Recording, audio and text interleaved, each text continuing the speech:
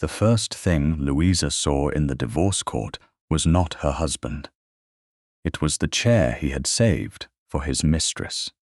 The white name card rested against the carved back beneath the tall windows of the Court for Divorce and Matrimonial Causes at Westminster, its black lettering precise enough to be read from the doorway. Lady Delphine Strickland. Louisa stopped for less than a heartbeat. Then she adjusted the child in her arms and entered. 6 weeks and 2 days had passed since Lady Grace Northcott had been born, but Louisa's body had not forgotten the labor that brought her into the world. A low ache remained across her back, and the carriage ride from Grosvenor Square had drained more strength than she would show. None of that appeared in her posture.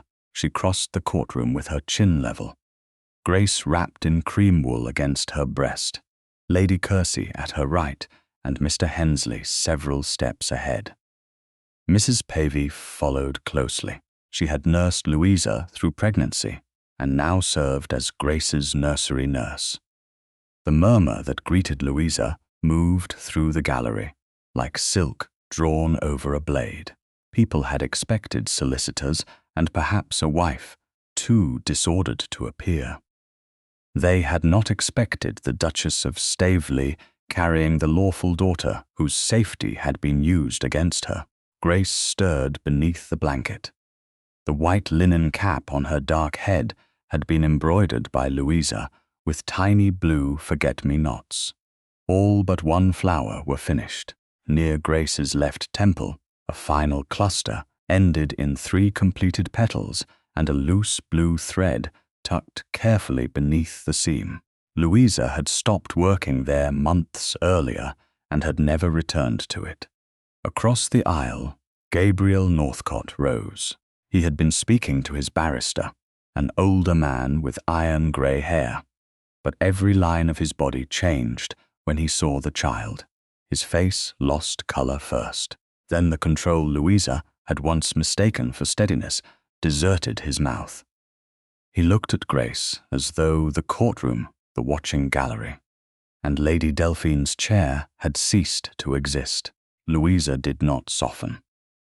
The last time she had seen her husband at close range, she had been carrying his child beneath her heart and begging him to ask her one question without Dr. Malcolm Brice standing between them. He had not done it. Now he stared at the daughter born during his absence. Gabriel's gaze moved from Grace's cheek to the unfinished blue flower. Recognition passed through him with such naked force that Louisa felt it before he spoke. Grace.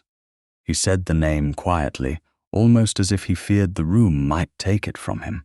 Louisa had heard that voice beside late fires, and once in darkness when he had promised that no child of theirs would ever doubt being wanted. Memory struck, but it did not command her. Grace opened one small fist and settled again. Lady Delphine turned from the reserved chair. She wore grey silk, trimmed with black velvet, restrained enough for court and expensive enough to declare that restraint was a choice. "I didn't know the infant would be brought into this," she said. Her tone carried concern, polished for listeners. "Surely the noise can't be good for her." Gabriel looked at Delphine then, and whatever had broken open in his face closed into something colder. "Her name is Grace." Delphine's lips tightened. "Of course, I only meant that a child shouldn't be used to influence proceedings. You won't speak for my daughter." The words were not loud, but the front row heard them. So did Louisa. She wished they had come months earlier, before Delphine had learned to enter Staveley House by the side door, before society had begun placing her beside Gabriel in concert boxes and supper rooms, before Louisa had discovered that a husband could fail to protect his wife and still possess the authority to speak of protection. The usher hurried forward, visibly alarmed by the arrangement he had helped create. Your Grace, there appears to have been some misunderstanding regarding seating. Louisa looked directly at the card. Was Lady Delphine's place assigned by the court? The usher hesitated. Gabriel answered before he could. No, I gave the instruction. The admissions stirred the gallery again. Louisa turned to him. You expected her? Yes, and you didn't expect me. Gabriel's jaw tightened. I was told your counsel would appear on your behalf. You believed that because it was convenient. He did not defend himself. Yes. Lady Kersey's clear grey eyes rested on him with open contempt, but she allowed Louisa to control the moment. Mr. Hensley had already reached the petitioner's table and was speaking in a low voice with counsel. No chair had been placed there for Louisa. Beside Delphine's labelled seat, the omission became an insult. Gabriel saw it. He stepped away from his table and pulled back his own chair. Sit here, Delphine inhaled sharply. Louisa remained standing. I will sit because I have recently given birth, she said. Not because you've restored anything. Gabriel held her gaze. I understand. She believed that he understood the sentence. She did not yet believe he understood the life beneath it. Louisa crossed the aisle and sat in his chair with Grace still in her arms. Gabriel remained standing beside the table. Then he took Delphine's name card from the reserved chair. Move this to the witnesses' row, he told the usher. Delphine's composure slipped. Gabriel, I am a principal witness. Then that is where you belong. After everything I've done to help you. He looked at her only long enough to answer. Not beside my counsel. The usher carried the chair away. Louisa watched without satisfaction. The humiliation had not vanished because Gabriel corrected it. He had expected his mistress and assumed his wife would remain absent. The room had seen both facts. Grace began to fuss, her face tightening beneath the unfinished cap. Louisa shifted her gently, but Mrs. Pavey came forward at once. The retiring room is warmed, Your Grace. I can take her until you are called. Louisa hesitated. Even one corridor between them tightened something primitive inside her. Dr. Brice's certificate had suggested that her fear made her unsafe. She refused to let that lie dictate either reckless defiance or unnecessary risk.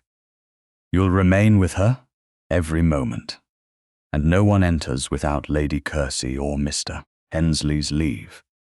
No one. Louisa kissed Grace's brow and transferred her carefully. Gabriel's hands moved at his sides, an instinct checked before it became presumption. He did not ask to hold the child. Mrs. Pavey carried Grace toward the retiring room, accompanied by a female attendant appointed by the court. Gabriel followed them with his eyes until the door closed. When he looked back, Louisa was watching him. For one dangerous instant, grief passed between them without rank, accusation, or witness. Then Mr. Hensley's barrister rose, and the room returned. My lady, my lord, we appear upon the petition of Her Grace Louisa Northcott, Duchess of Staveley, for a decree of judicial separation. Papers were arranged, quills stilled. Lady Delphine took her place among the witnesses, several rows behind Gabriel. Dr. Malcolm Brice sat beside her, one hand resting upon a leather portfolio. The petition concerns the admitted adultery of His Grace. Counsel continued, but it does not concern adultery alone. It concerns the deliberate destruction of a pregnant woman's credibility through medical authority, restricted access, and a course of treatment whose effects were later presented as proof of madness. The gallery went silent. Louisa looked toward Brice. He did not meet her eyes. Instead, he lowered his gaze to the certificate lying on top of his papers, as though the words he had written there might still be strong enough to command the room. Gabriel saw the movement. so did Louisa. For the first time since entering the court, the chair reserved for Delphine ceased to be the most dangerous object before them. Mr. Ainsworth allowed the silence to settle before he continued. Her Grace seeks a decree of judicial separation upon the admitted adultery of her husband and upon conduct injurious to her health, safety, and reputation. Gabriel's counsel rose at once. He was an older barrister with iron-grey hair and a voice trained to remain calm beneath public scrutiny. My lord, His Grace instructs me that the adultery will not be denied. The words moved through the gallery with greater force than any protest might have done. Delphine's hand tightened around the handle of her reticule. Louisa watched Gabriel instead. He stood beside the table. She had taken from him, his posture rigid, his face stripped of every expression except resolve. The judge looked over his spectacles. The respondent understands the consequence of such an admission. He does, my lord, and the identity of the woman concerned is not disputed. Gabriel answered before his counsel could. It was Lady Delphine Strickland. Delphine turned sharply toward him. For the first time that morning, her confidence failed without disguise. Gabriel did not look at her, Mr. Ainsworth stepped closer to the center of the court. Will His Grace state when the act occurred? The judge considered the question, then nodded. Gabriel's voice carried clearly, on the 18th of June of this year. Louisa had known the date since August, when truth had finally reached her through a household account, and a servant frightened enough to speak, hearing it in Gabriel's voice, wounded differently.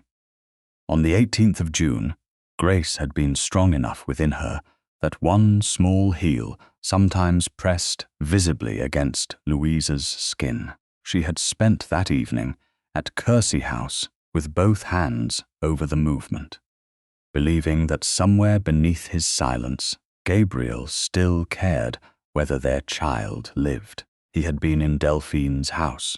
Mr. Ainsworth asked. At that time, how long had the Duchess been living separately? Approximately 4 months. Gabriel's counsel rose. My lord, the separation must form part of the circumstances. Gabriel turned toward him. No. The single word stopped the barrister.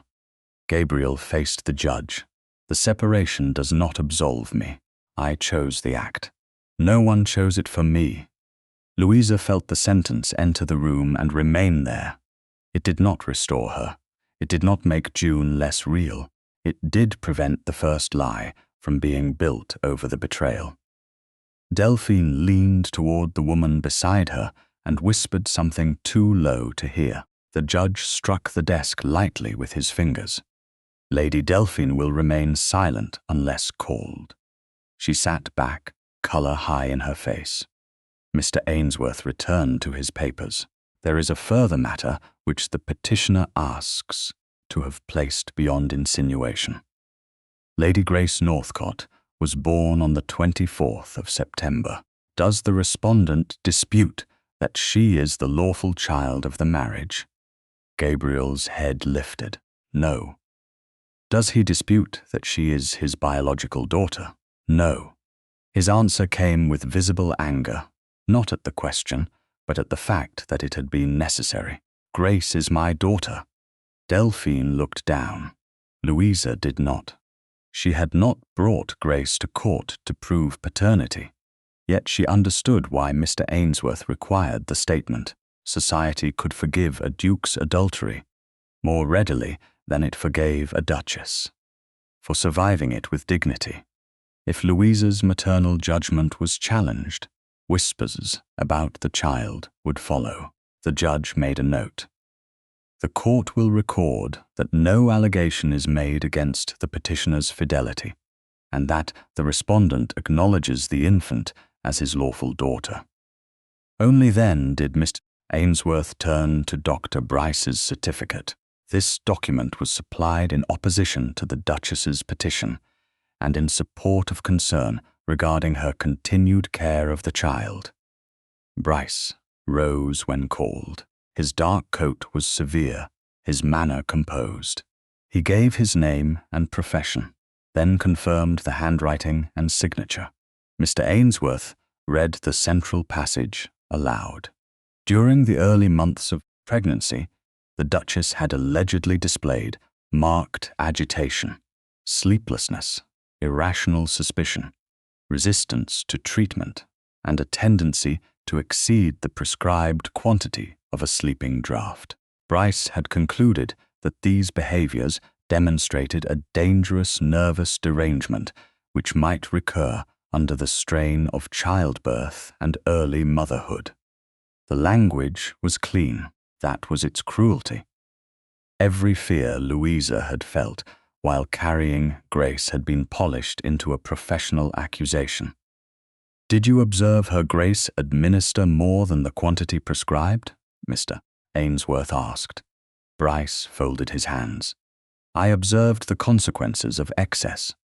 "That is not the same answer. The Duchess was at times unable to recall what she had taken." Louisa rose. The movement pulled sharply across her lower back. But she kept one hand against the table and steadied herself. "I did not misuse the draught." Brice looked at her with the grave patience he had once used beside her bed. "Your Grace, the nature of such confusion is that the sufferer may sincerely believe her recollection complete." Gabriel stepped away from the table. "You will not diagnose my wife from a witness bench." The judge's gaze fixed on him. "Your Grace will allow counsel to proceed." Gabriel bowed. "Yes, my lord." Yet he did not sit. Louisa looked at him. Months earlier, he had accepted Brice's calm voice as evidence against hers. Now he had challenged the physician publicly. The change mattered. It did not yet make him safe. "Mr. Ainsworth resumed. Dr. Brice, what instrument was used to measure the draught?" "A graduated glass measure supplied with the medicine." "Where is that instrument now?" Brice's attention shifted, almost imperceptibly toward Louisa. "I cannot say. The petitioner can." Mr. Ainsworth turned toward Mrs. Pavey, who had returned quietly from the retiring room after Grace had settled with the female attendant. Mrs. Pavey retained the measure because its markings troubled her. "The instrument remains in her possession and can be produced." Brice's expression did not alter, but one finger pressed into the opposite palm. Gabriel saw it. "My lord," his counsel said, "His Grace requests a short adjournment so that the object may be inspected by an independent glassmaker and the dispensing apothecary." Louisa's counsel did not answer immediately. Louisa did, only if it is held under both solicitors' seals. Gabriel met her eyes. "Agreed. No physician selected by Dr. Brice." "Agreed. No removal of Grace from my care while this is examined." Gabriel turned to his counsel. "We will make no application to remove her."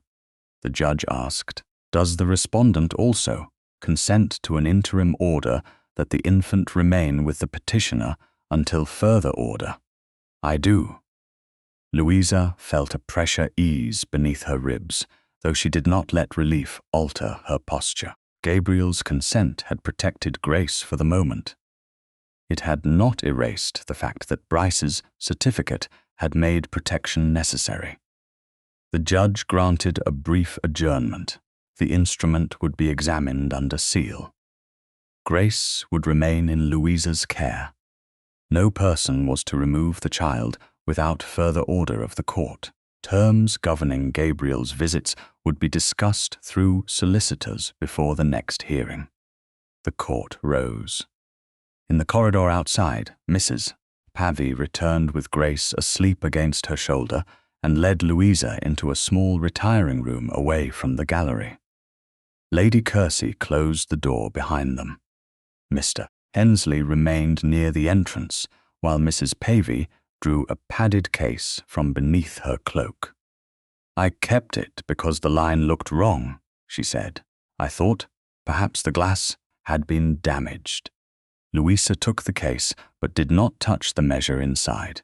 It was narrow, clear, and innocent in appearance. Near the lower part of the glass, one fine line had been etched with mechanical precision.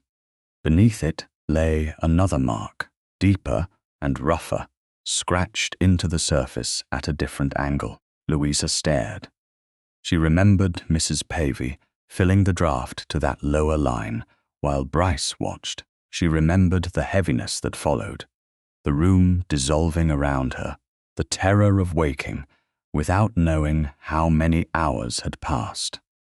"There were 2 marks," she whispered. "Yes, Your Grace." Mr. Hensley bent closer without touching the glass. "The second does not appear to have been made at manufacture." A movement sounded beyond the half-open door. Dr. Brice had entered the corridor with Delphine behind him. He saw the measure lying in its padded case. His steps stopped, not slowed, stopped. For one unguarded instant, professional composure left his face. Then he looked at Louisa and recovered it. "Old glass is easily scratched," he said. Louisa closed the case. Then the truth should be very safe in the light. By the following morning, the medicine measure had become the most carefully watched object in Kersey House. It remained inside Mrs. Pavey's padded case on the locked writing desk in Lady Kersey's morning room, with Mr. Hensley holding the key until both solicitors could be present. Louisa had slept little. Grace had woken twice to feed, and each time Louisa had listened afterward for the soft rhythm of her daughter's breathing, while the image of the second scratched line returned with punishing clarity. The pain across her lower back had eased by dawn, but a fine tremor remained in her right hand whenever she remembered Dr. Brice stopping in the corridor. She did not mistake fear for weakness. Fear had warned her that something was wrong long before any man had agreed to look. At 10 o'clock, a footman entered with a silver salver. Gabriel's card lay upon it beside a sealed note addressed to Louisa. He had requested permission to visit Grace that afternoon and to discuss the preservation of the evidence.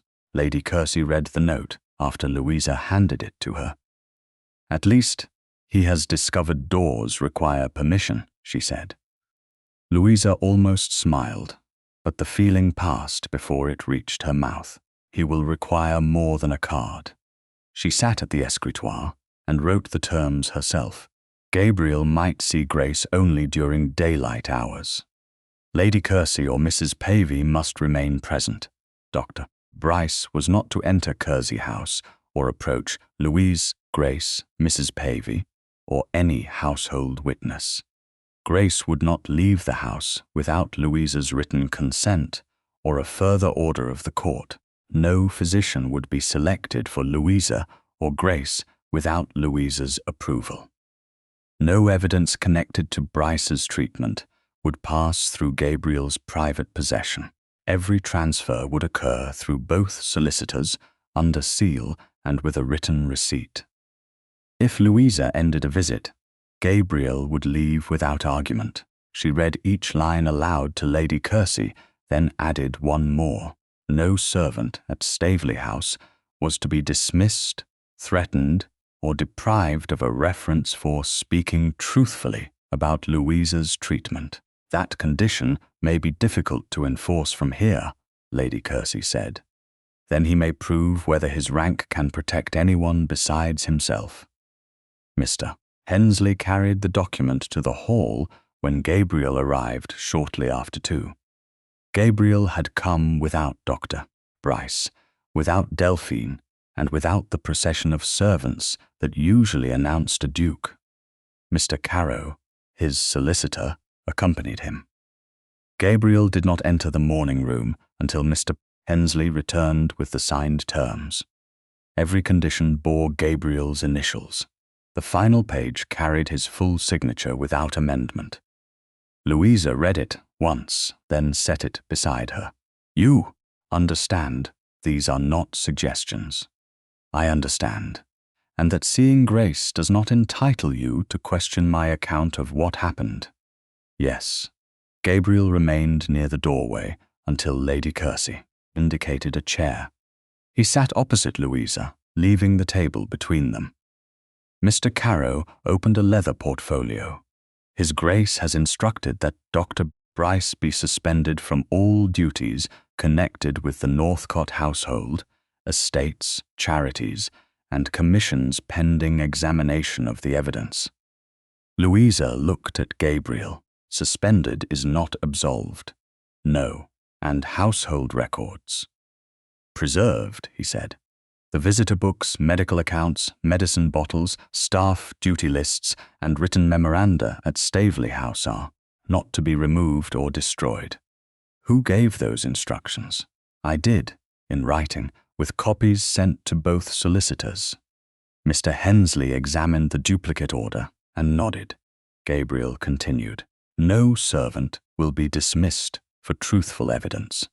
If any witness loses wages or a reference because of this matter, compensation will be administered through both legal officers, not through me privately. The last sentence mattered. Louisa had not asked for charity. She had demanded that women without titles not be punished for remembering.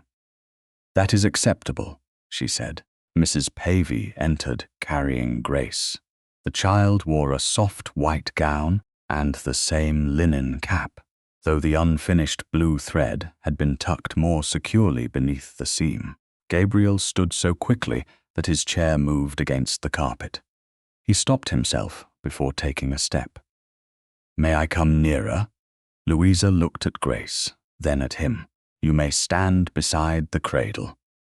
Mrs. Pavey placed Grace in the small cradle near the fire. Gabriel approached slowly and remained on the opposite side from Louisa. Grace slept with one cheek turned toward the light. Gabriel's expression changed again, not with the stunned grief of the courtroom, but with something quieter and more difficult to witness. He studied the child's closed eyes, the small curve of her mouth, and the cap Louisa had made while still believing her husband would be present when their daughter wore it. She has your mouth, he said. Louisa answered before she could decide whether silence would be kinder. She has your hands.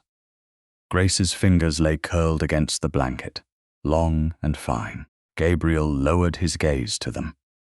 I didn't know. You did not ask. The words were not cruel.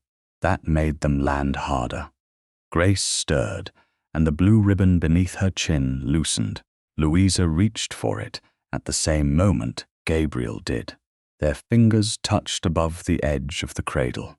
The contact was slight, no more than skin against skin, yet both of them stopped. Gabriel's hand went still. Louisa felt the remembered shape of that hand from another life, warm around hers beneath church doors, steady at her back when they first entered Cranewold Hall as husband and wife. She withdrew first.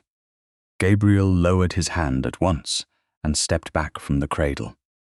He did not apologize for the touch or use it as permission for another. Louisa tied the ribbon herself. Thank you, he said. She looked up. For what? For letting me see her. You are her father. That truth does not depend upon what happened between us. No, his voice roughened, but access to her depends upon whether I can be trusted. Louisa held his gaze. Yes, he accepted the judgment without asking how long trust would take. Mr. Hensley cleared his throat softly from the writing desk.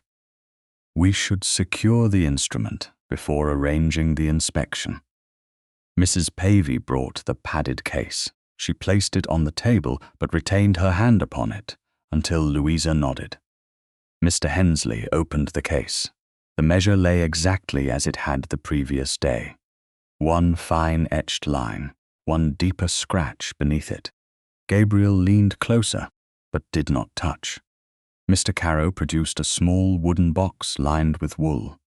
Mr. Hensley lifted the glass, using a folded cloth, and placed it inside. The lid was closed. One blue ribbon was tied lengthwise by Louisa's solicitor. One red ribbon was tied crosswise by Gabriel's. Mr. Hensley pressed his seal into blue wax. Mr. Caro pressed his into red. Each man recorded the time, date, condition of the glass, and names of those present. The sealed box would remain in a locked cabinet accessible only when both solicitors attended. "Dr. Brice is not to inspect it," Louisa said. Mr. Caro nodded. Not without an order, and both parties represented. Gabriel kept his hands behind his back. The restraint was visible because command had always been his first instinct. Louisa watched him choose not to exercise it. Mrs. Pavey bent over the empty padded case and traced the faint maker's mark stamped into the lining. "I have seen this before," she said. Mr. Hensley looked up. "Where?" "On the paper labels from the apothecary. Bell and Ray, near Bond Street." Gabriel turned toward Louisa, but did not speak for her. Louisa looked at the sealed box, then at the name Mrs. Pavey had given them. "Tomorrow," she said, "we ask the men who made it how many lines were meant to be there." The sealed box left Kersey House the next morning in Mr. Hensley's hands, its blue and red ribbons unbroken, and both wax seals intact.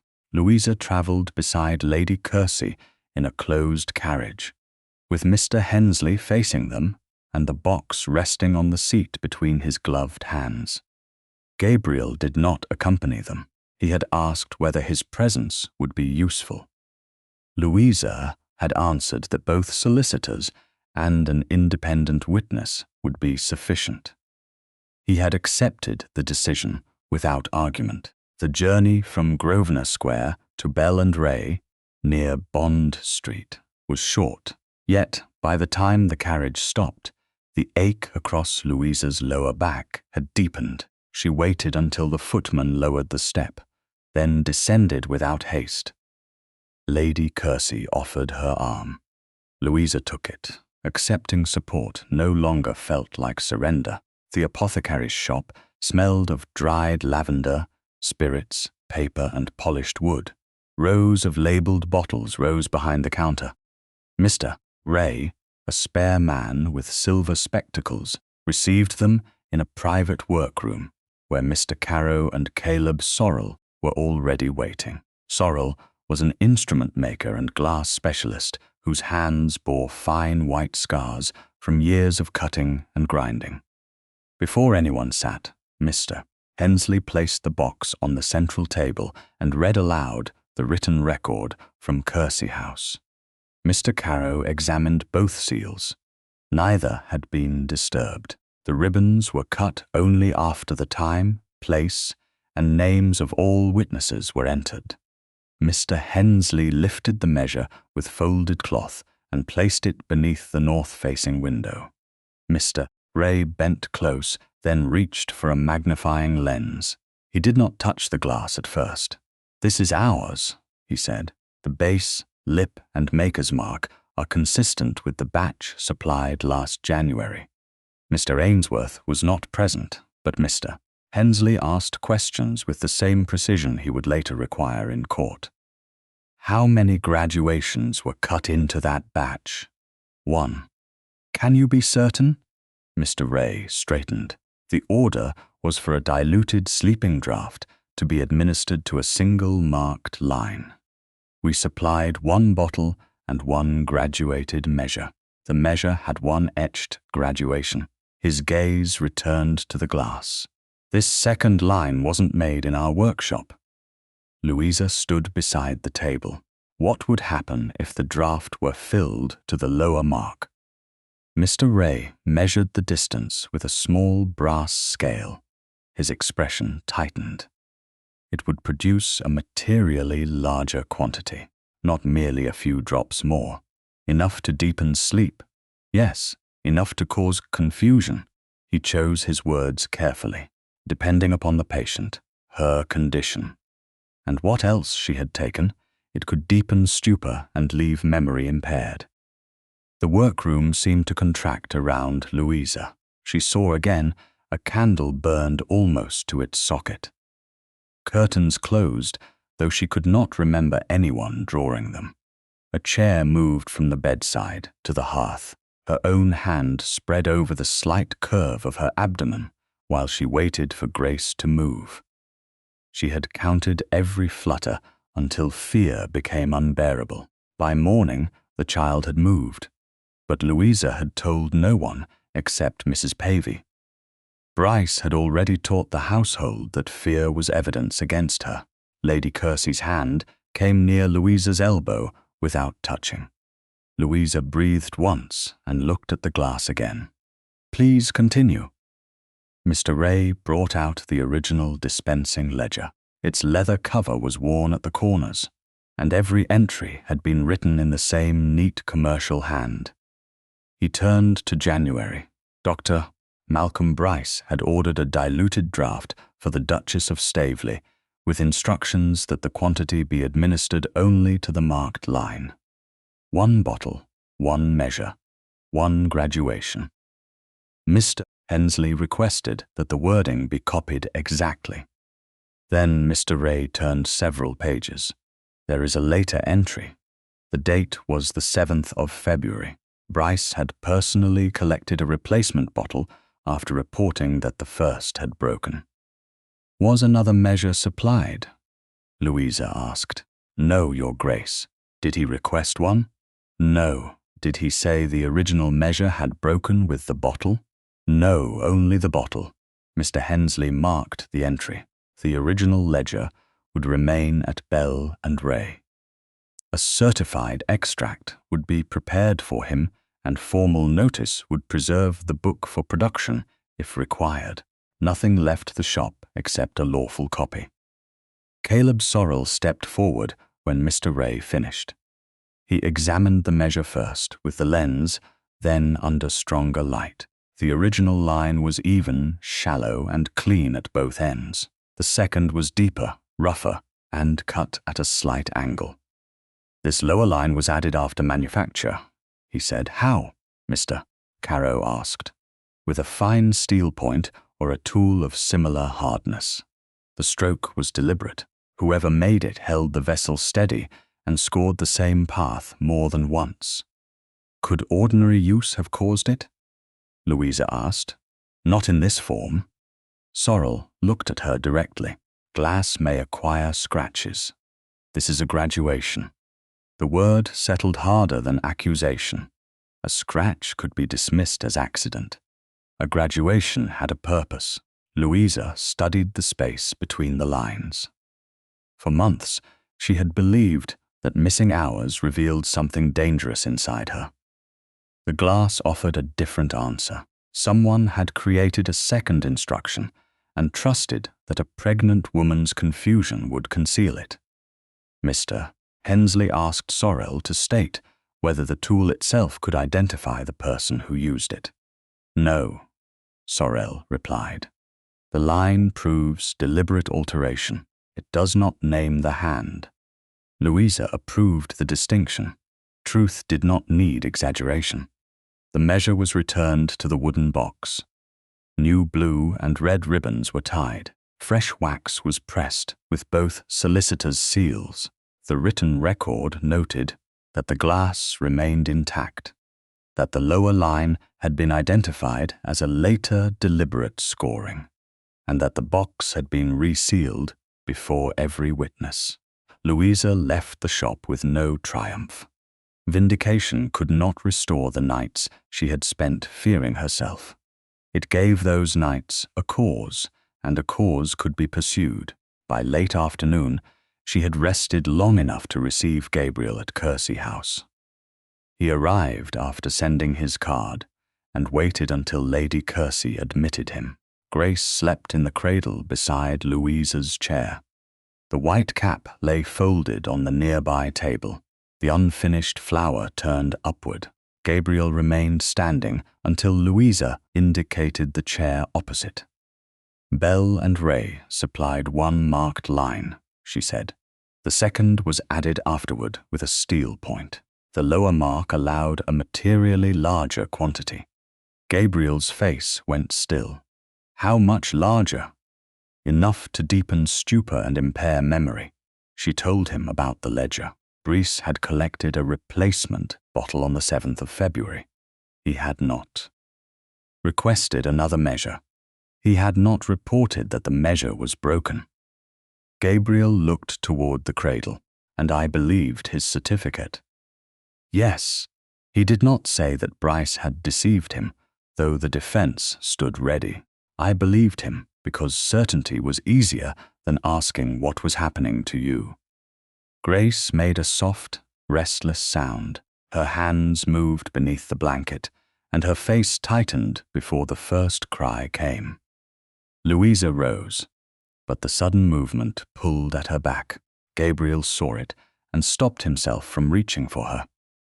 Mrs. Pavey entered, then paused when Louisa lifted one hand.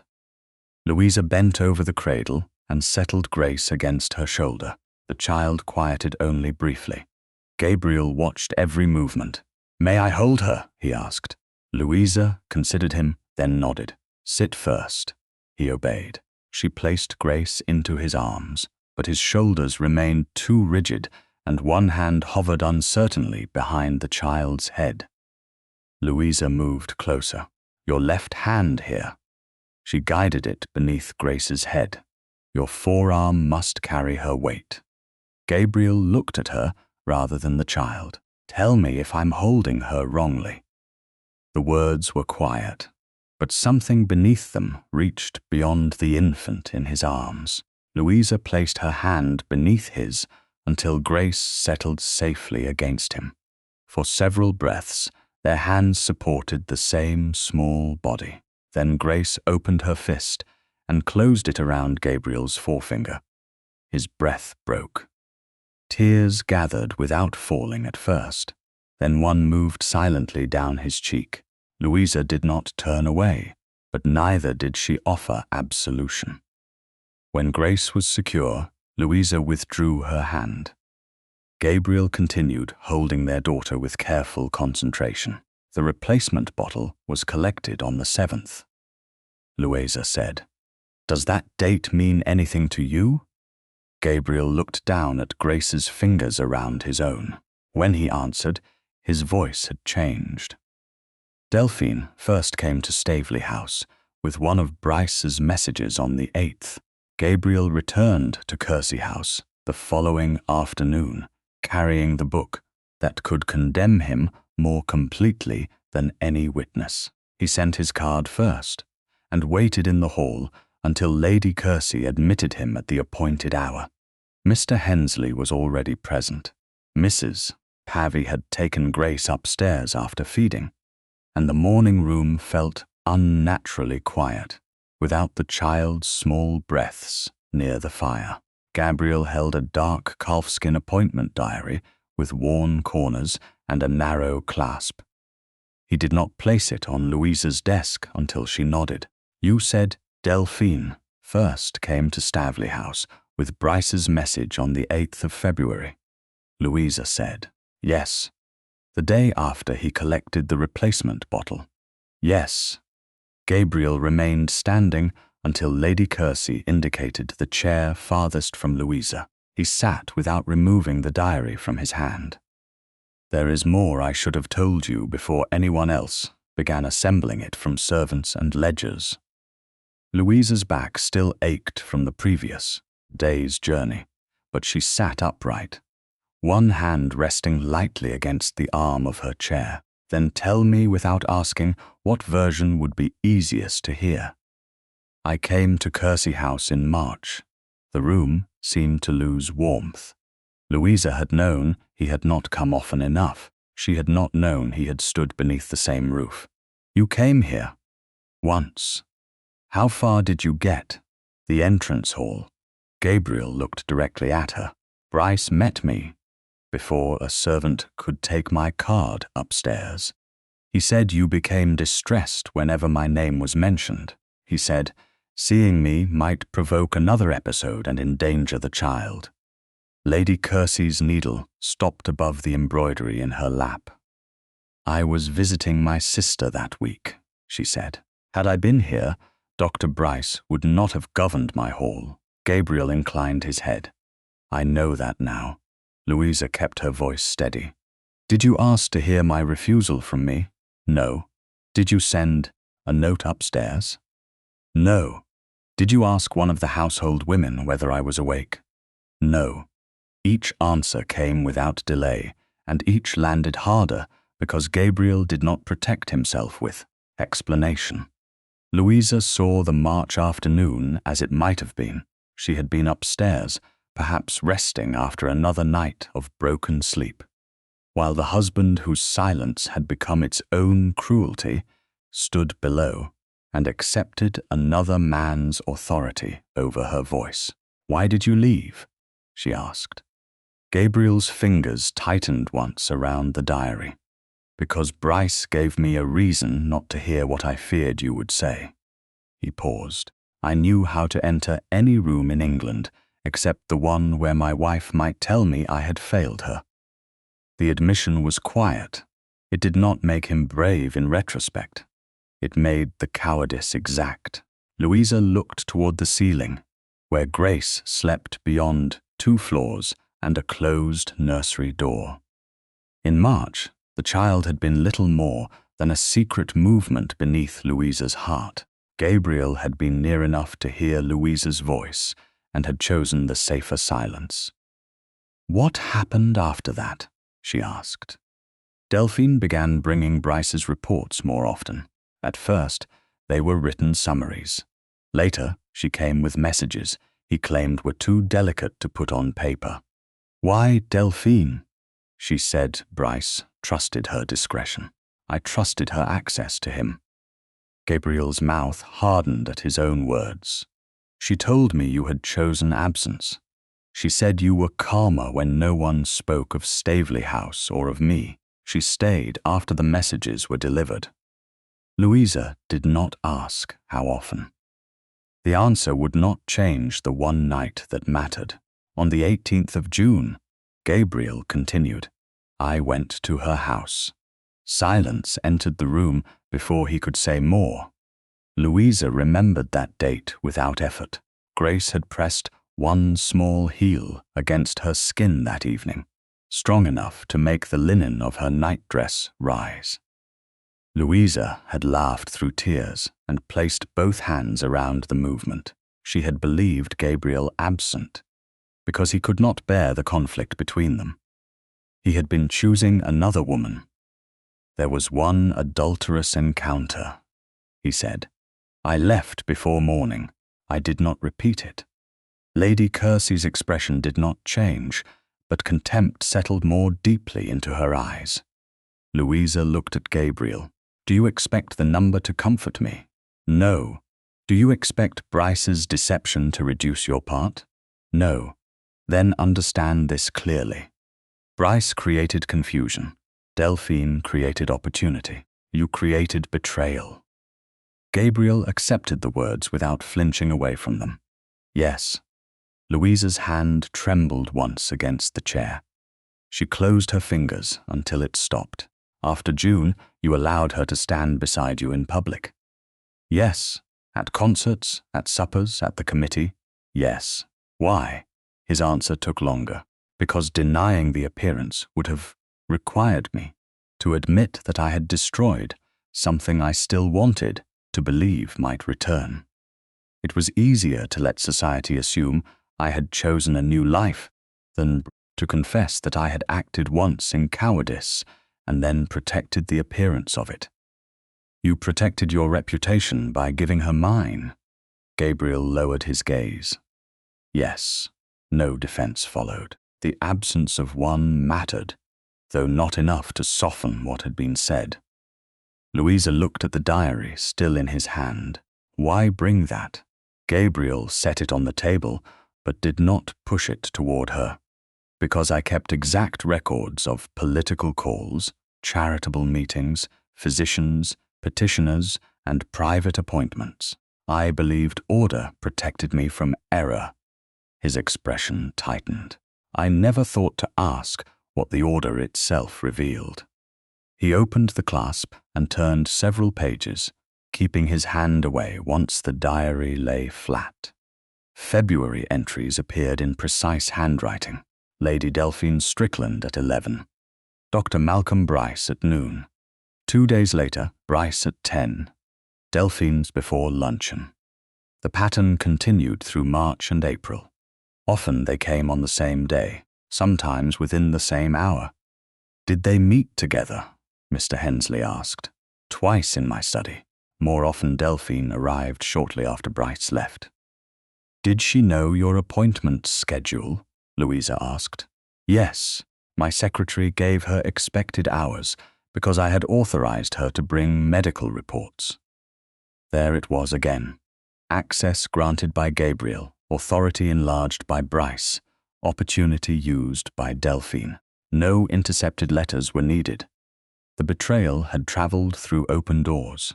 Louisa closed the diary. Mr. Hensley. The solicitor came forward. Gabriel lifted both hands away from the book. Mr. Hensley examined the cover, noted the dates, and prepared a receipt. The original will remain with me for inspection and certified copying, he said. Any production will occur through both legal offices. Gabriel signed the transfer acknowledgement. That is why I brought it. Not to prove you innocent, Louisa said. No, because it may prove they coordinated. Yes. A footman entered with a folded note for Lady Kersey. She read it, then handed it to Louisa. The message came from a woman on the committee of the Ladies' Maternal Relief Society.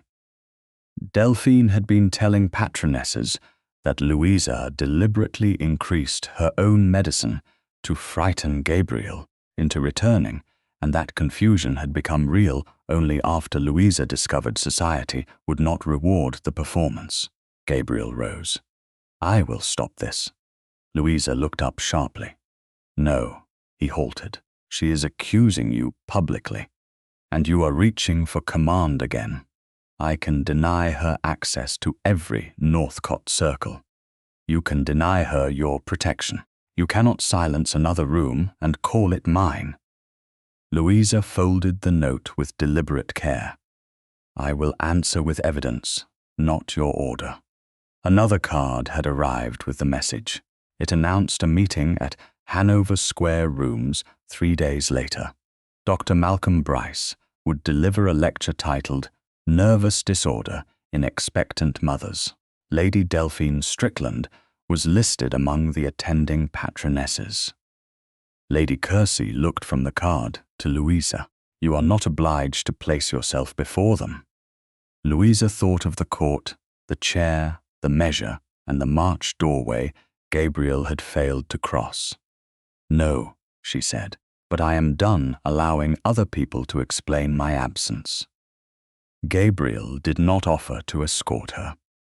He had begun at last to understand that support and possession were not the same. Louisa placed the invitation beside the diary receipt. Then I shall be present too.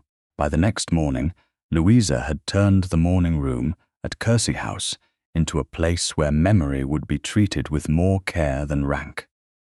Mr. Hensley sat at the escritoire with fresh paper before him, but he had agreed that no question would suggest an answer.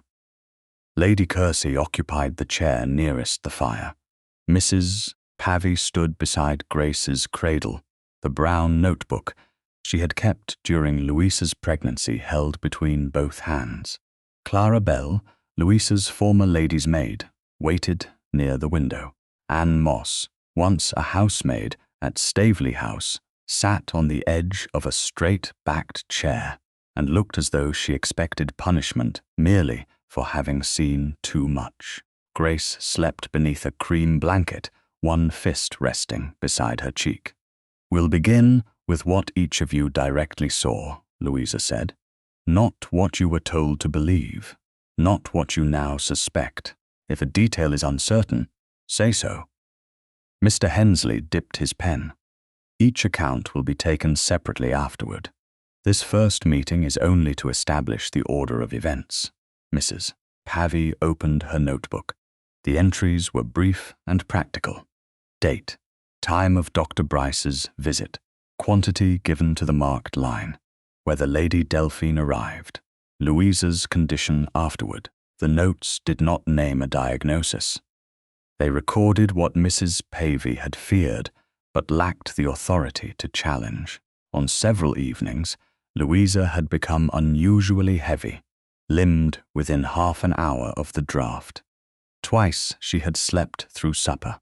Once she had awakened near midnight, unable to recall who had closed the curtains or moved the chair from her bedside. On 4 of the dates, Delphine arrived within an hour of Brice. Not every severe night followed her visit, Louisa said. The record must remain exact. No, Your Grace, Mrs. Pavey replied, but she came often enough that I began writing her name. Why didn't you show me this? Because Dr. Brice said too many questions would excite you. I thought I might be frightening you with my own doubts. Shame entered her voice. Louisa refused to let it remain there. You kept the notes when everyone else preferred certainty. That matters. Mr. Hensley asked who usually admitted Delphine. Anne answered. Sometimes Mr. Vale, the under-butler. Sometimes, Doctor. Brice was still in the hall and brought her through himself. Did you see her enter the Duchess's room? Twice. Anne swallowed. The second time, she left carrying something wrapped in folded linen. Mr. Hensley looked up. Could you identify what was inside? No, sir. Did it resemble the medicine measure? Louisa intervened before Anne could be led beyond what she knew. She has said she could not identify it. Anne's shoulders eased by a fraction. I saw only the cloth, Your Grace. Lady Delphine held it carefully and told me the room was not to be disturbed. That is what you will say, Louisa replied. No more and no less. Clara had remained silent. Louisa turned to her. You saw His Grace in March? Clara's face paled. Yes, Gabriel's confession had prepared Louisa for the fact. It had not prepared her for the sound of another woman confirming how close he had come. Tell us exactly. His Grace entered the front hall and asked whether he might see you. Doctor, Brice came from the morning room before the footman returned. He said you had become distressed at the mention of His Grace's name, and that another shock might endanger the child. Clara clasped her hands. His Grace asked whether you had said you didn't wish to see him. Dr. Brice answered that you were in no condition to decide safely. Louisa's breath tightened. Gabriel had not told her that part. He had admitted leaving. He had not said he had asked one question before surrendering the answer to Brice. What did His Grace do? He stood there for a long moment. Then he left. And afterward, Dr. Brice came upstairs. He told us no one was to mention the visit, because knowledge of it might undo your progress. Lady Kersey's gaze hardened. In my house? Yes, my lady. Mr. Hensley recorded the words. Louisa looked at the women before her. A private nurse, a lady's maid, a housemaid, and a widowed aunt had preserved the shape of what happened, while a physician converted fear into disease, and a duke accepted a closed door. Mrs. Pavey and Clara will testify under their own names, Louisa said. Anne's statement will establish access and timing. It will not claim she saw an object she could not identify. Anne blinked. You'd still use my name, Your Grace. Only if you freely consent. I do. Gabriel arrived at the appointed hour and waited in the hall until Louisa allowed him to enter. He found the women still assembled. He did not ask to speak with Louisa privately. Clara repeated the March account in his presence. When she reached the moment, Brice said, Louisa could not decide safely. Gabriel closed his eyes for one breath. That is accurate, he said. I asked whether Louisa had refused me. Brice answered for her. I let him. He looked toward Clara. You'll not lose employment or a reference for saying so. Louisa answered before gratitude could turn into dependence. Any protection will be administered through both solicitors. Agreed. Gabriel's gaze moved to Mrs. Pavey's notebook. The same applies to every witness. No Northcott servant will be dismissed for truthful evidence. Any loss of wages will be handled through the legal offices, not by private favor. Mr. Hensley noted the undertaking. Grace stirred in the cradle, and Mrs. Pavey lifted her. The white christening cap lay folded beside the blanket, the unfinished forget-me, not turned upward. Gabriel looked at it for several seconds. "I remember where you stopped," he said. Louisa followed his gaze. "Do you?" A footman brought Brice's first written message. "You left the needle in the cloth and went upstairs." He kept his hands at his sides. "I won't ask you to finish it for me, or for anyone who wants the appearance of a family before the truth of one." Louisa met his eyes. The memory did not forgive him, but it proved he had once noticed more than she had believed. She gave no answer. He did not press for one.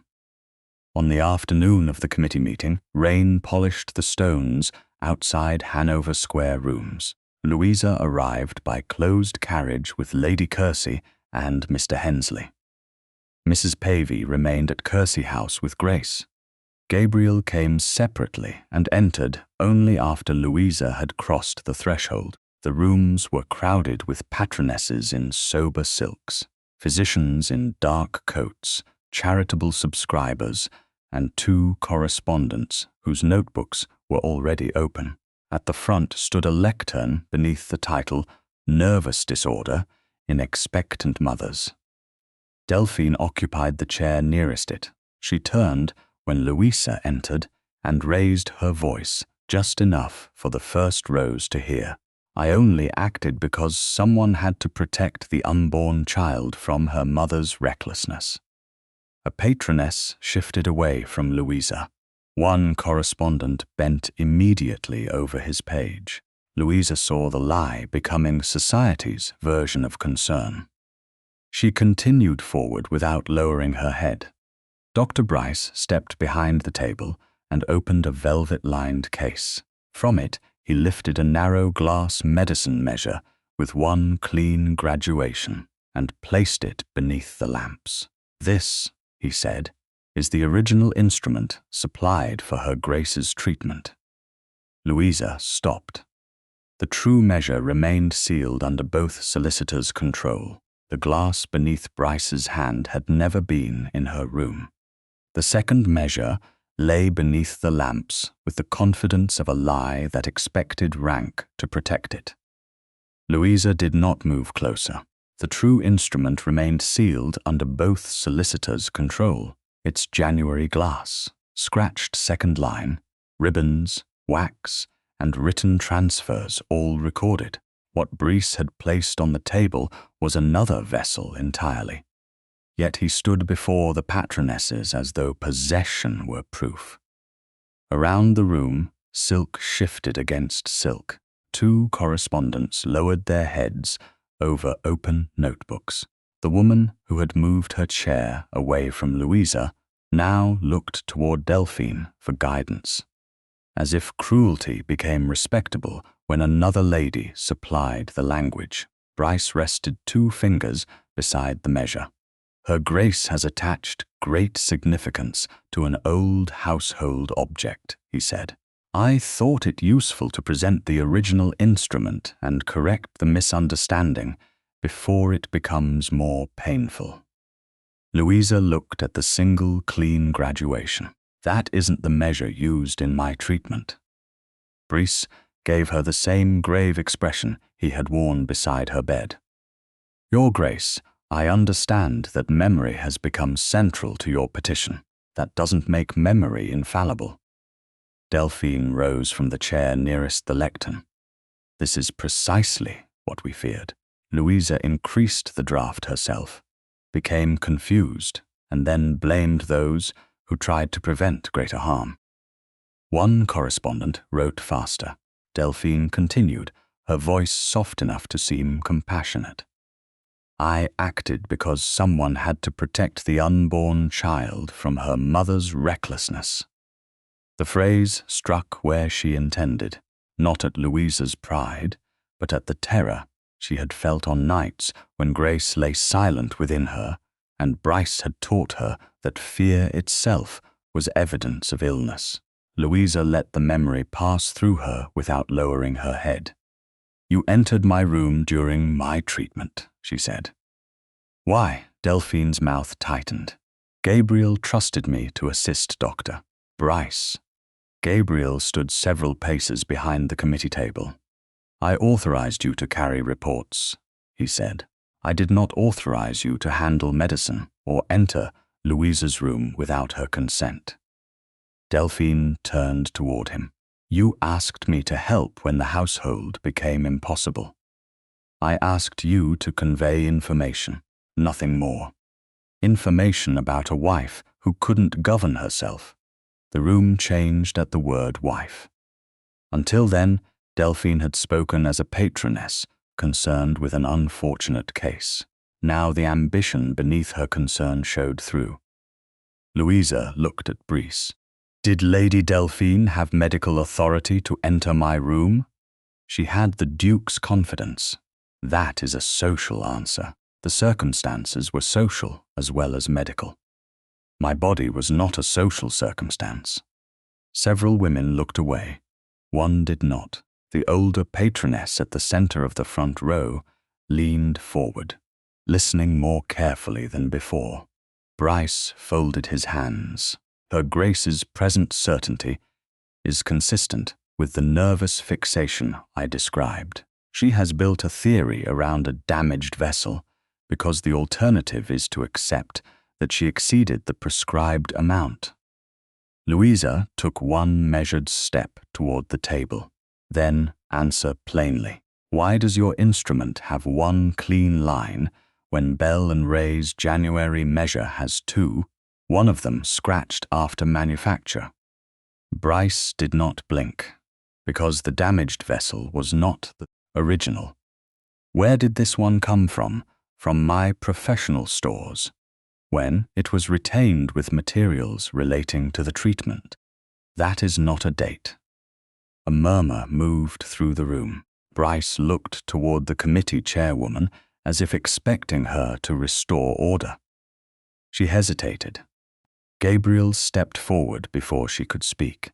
"No physician will pronounce my wife irrational in this room while refusing a direct question about the object he has produced." His voice carried without effort. Several men straightened. Delphine's expression hardened. Brice looked at Gabriel with controlled offense. "Your Grace, medical matters suffer when subjected to public emotion. Then answer without emotion. When was that measure made?" Brice's hand shifted toward the velvet case. "I will not submit an instrument to hostile handling in a charitable meeting." Gabriel turned to Mr. Caro, who had entered with him and remained near the wall.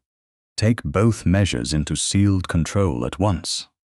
Mr. Caro moved before Louisa fully understood what had been said. Mr. Hensley looked up sharply. The front rows watched Gabriel's solicitor approach Brice's table while Louisa's true measure remained elsewhere under agreed protection. The old pattern revealed itself in a single command. Gabriel had seen danger, felt fear, and reached for possession. The room would remember not that he believed Louisa, but that the Duke had taken charge of disputed evidence before the Duchess could speak. Brice withdrew his hand with the smallest flicker of satisfaction. Louisa stepped between the table and Mr. Caro. "No." The solicitor stopped. Gabriel looked at her. "Louisa, this object must not leave the room. Then follow the terms you signed. There is no time for delay. There is always time to ask before taking proof from the woman whose body created it." Silence struck the room, clean. Gabriel's authority, which had controlled estates, committees, physicians, and servants, met the one boundary rank could not make righteous. Louisa held his gaze. You defended me from his judgment by placing my body and my proof under your command. The words did not rise. They did not need to. Gabriel looked at Mr. Caro's outstretched hand, then at the measure beneath the lamps. Recognition came first. Shame followed. You're right. He turned to both solicitors. No unilateral possession. Mr. Hensley and Mr. Caro will record the object together. Mr. Sorrel will examine it before it moves. It will be held under both seals. Louisa did not thank him. Dr. Brice will also state in writing that he produced this measure today and called it the original. Brice's composure thinned. I won't sign language dictated by a patient. Then the correspondence may record your refusal, Louisa said. Both men bent over their notebooks. The older patroness in front spoke at last. Dr. Brice, if the instrument is genuine, surely examination can only assist you. Trapped by the very respectability he had expected to shield him, Brice stepped back from the table. Caleb Sorrel came forward from the rear of the room. He had attended at Louisa's solicitor's request, but had remained silent until now. He examined the velvet case first, then the glass without lifting it. Bring the lamp closer, he said. Brice objected that Hanover Square rooms were not a workshop. Sorrel ignored him. He studied the base, lip, and narrow ridge around the lower stem. This vessel was not made in the same production as the measure I examined at Bell and Ray. The committee chairwoman frowned. Can you know that by sight? I can know that the reinforcing bead is later. Sorrel pointed without touching. London makers adopted this form only in recent months. The January batch did not carry it. Louisa's pulse quickened. How recent? I will not give a sworn date without checking the maker's register.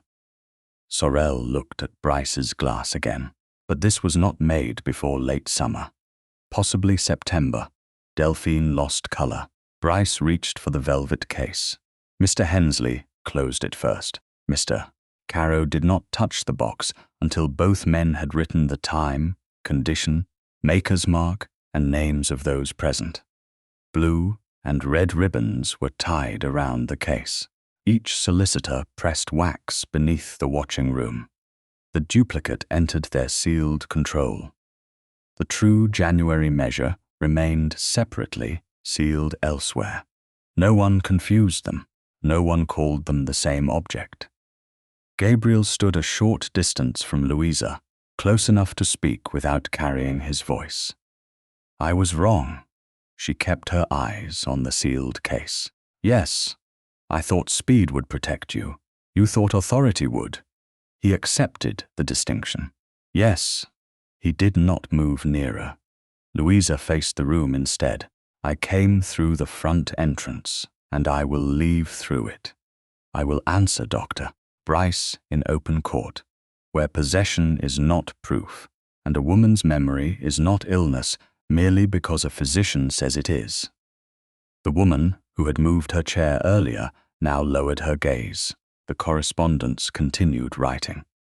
Delphine sat rigid beside the lectern, no longer the room's interpreter of maternal virtue. Lady Kersey offered Louisa her arm only after Louisa nodded. Gabriel did not summon a side carriage entrance or order the crowd aside. He let her choose the path out. Rain tapped the high windows as she crossed Hanover Square rooms under every watching eye. By evening, Sorrel had examined the maker's register under both solicitors' supervision. The reinforcing bead first appeared in a September production. The vessel Brice had called original had not existed during Louisa's treatment. It had been made only days before Grace was born. The following morning, the two measures stood side by side beneath the north window of Caleb Sorrel's workshop. each in its own labelled tray and each watched by both solicitors. The January instrument had been brought from the sealed wooden box, its blue and red ribbons cut only after Mr. Hensley and Caro confirmed the wax impressions and read the transfer record aloud. Brice's later vessel had arrived separately in the velvet case, sealed at Hanover Square Rooms. No hand passed over either object without being observed. No one confused them. Louisa sat near the work table, with Lady Courcy beside her, conserving her strength while Sorrel adjusted the lamp and placed Bell and Ray's certified extract within reach. The original ledger remained at the apothecary's shop. Mrs. Pavy's brown notebook also remained in her own possession at Courcy House. But Mr. Hensley had brought the certified copy made under her supervision. The workshop smelled of metal filings, coal heat and ground glass. Outside, wheels moved along the wet street. Inside, every sound seemed sharpened by the knowledge that one of the vessels had entered Louisa's room during pregnancy, and the other had been manufactured only after she challenged the story built around it. Sorrel began with the January measure. Heavier base, narrower lip, maker's mark consistent with the batch. Bell and Ray received at the beginning of the year. He turned the glass beneath the light without touching the scratched line. The intended graduation was etched during manufacture. The lower line was scored afterward. Mr. Hensley asked, "Can you say when?" "Not to a day, only that it was added after the vessel left the workshop." Sorrel shifted to Brice's duplicate. This reinforcing bead first appears in the maker's September production. The register confirms it. Could this vessel have existed during her Grace's treatment? No. The answer was plain. It required no interpretation. Mr. Caro placed the certified Bell and Ray extract beside the trays. One bottle and one measure had been supplied in January. One intended graduation. A replacement bottle had been collected by Brice on the 7th of February. No replacement measure had been requested or provided. Mr. Hensley then opened the certified copy of Mrs. Pavy's notes. On nights when the draft had been filled to the lower scratched line, Louisa's speech slowed. Her limbs became heavy, and memory afterward was incomplete. The record did not prove who made the mark. It did something more important first. It showed that the symptoms Brice called irrational had followed a quantity he never acknowledged in his certificate. "There is one further document," Mr. Hensley said. He removed several copied pages supplied by Brice's solicitor after formal demand. "These are the treatment entries Dr. Brice says support his opinion." Louisa read the words: sleeplessness, agitation, resistance, suspicion, emotional excess. Brice had recorded every reaction that could be used against her.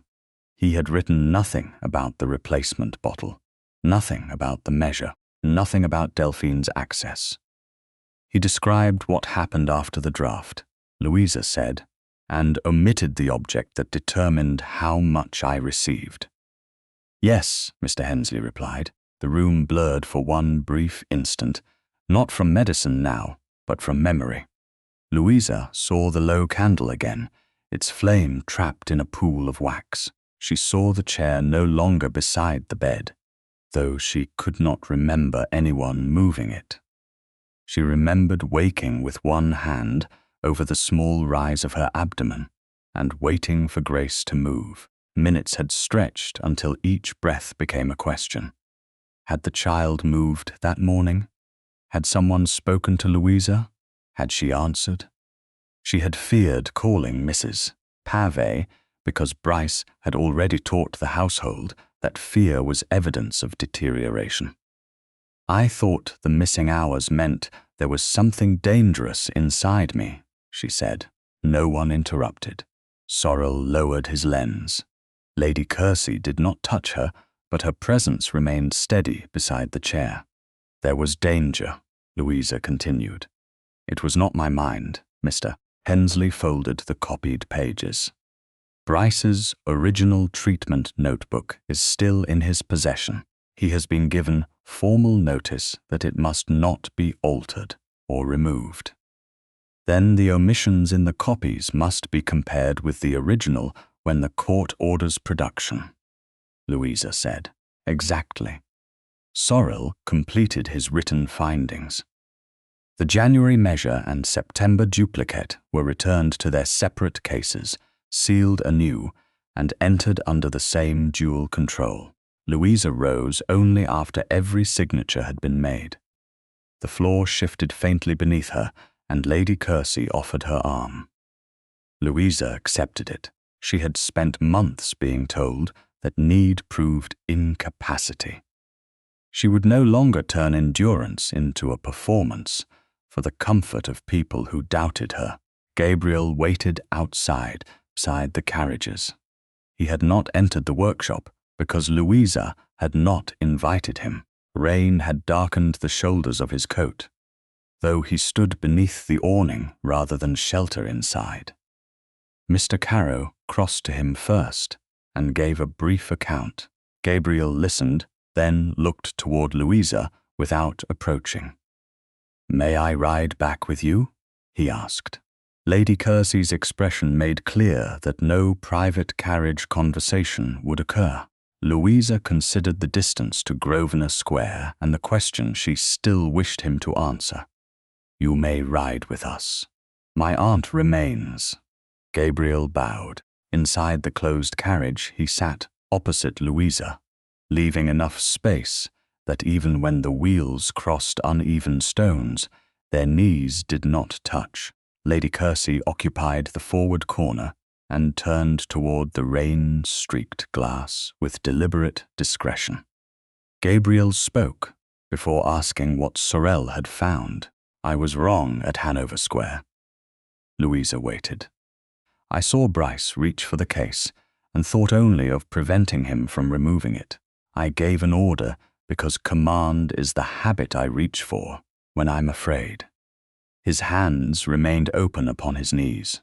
"I had already promised that the evidence would not pass into my private control. I broke that promise before the room had finished hearing it." "You corrected yourself after you stopped me?" "Yes." He accepted the answer. "I have resigned from the Ladies' Maternal Relief Committee. I won't remain part of a body that gives Brice public authority while his conduct is under examination." Louisa studied him. "Did you resign to defend me?" "Partly."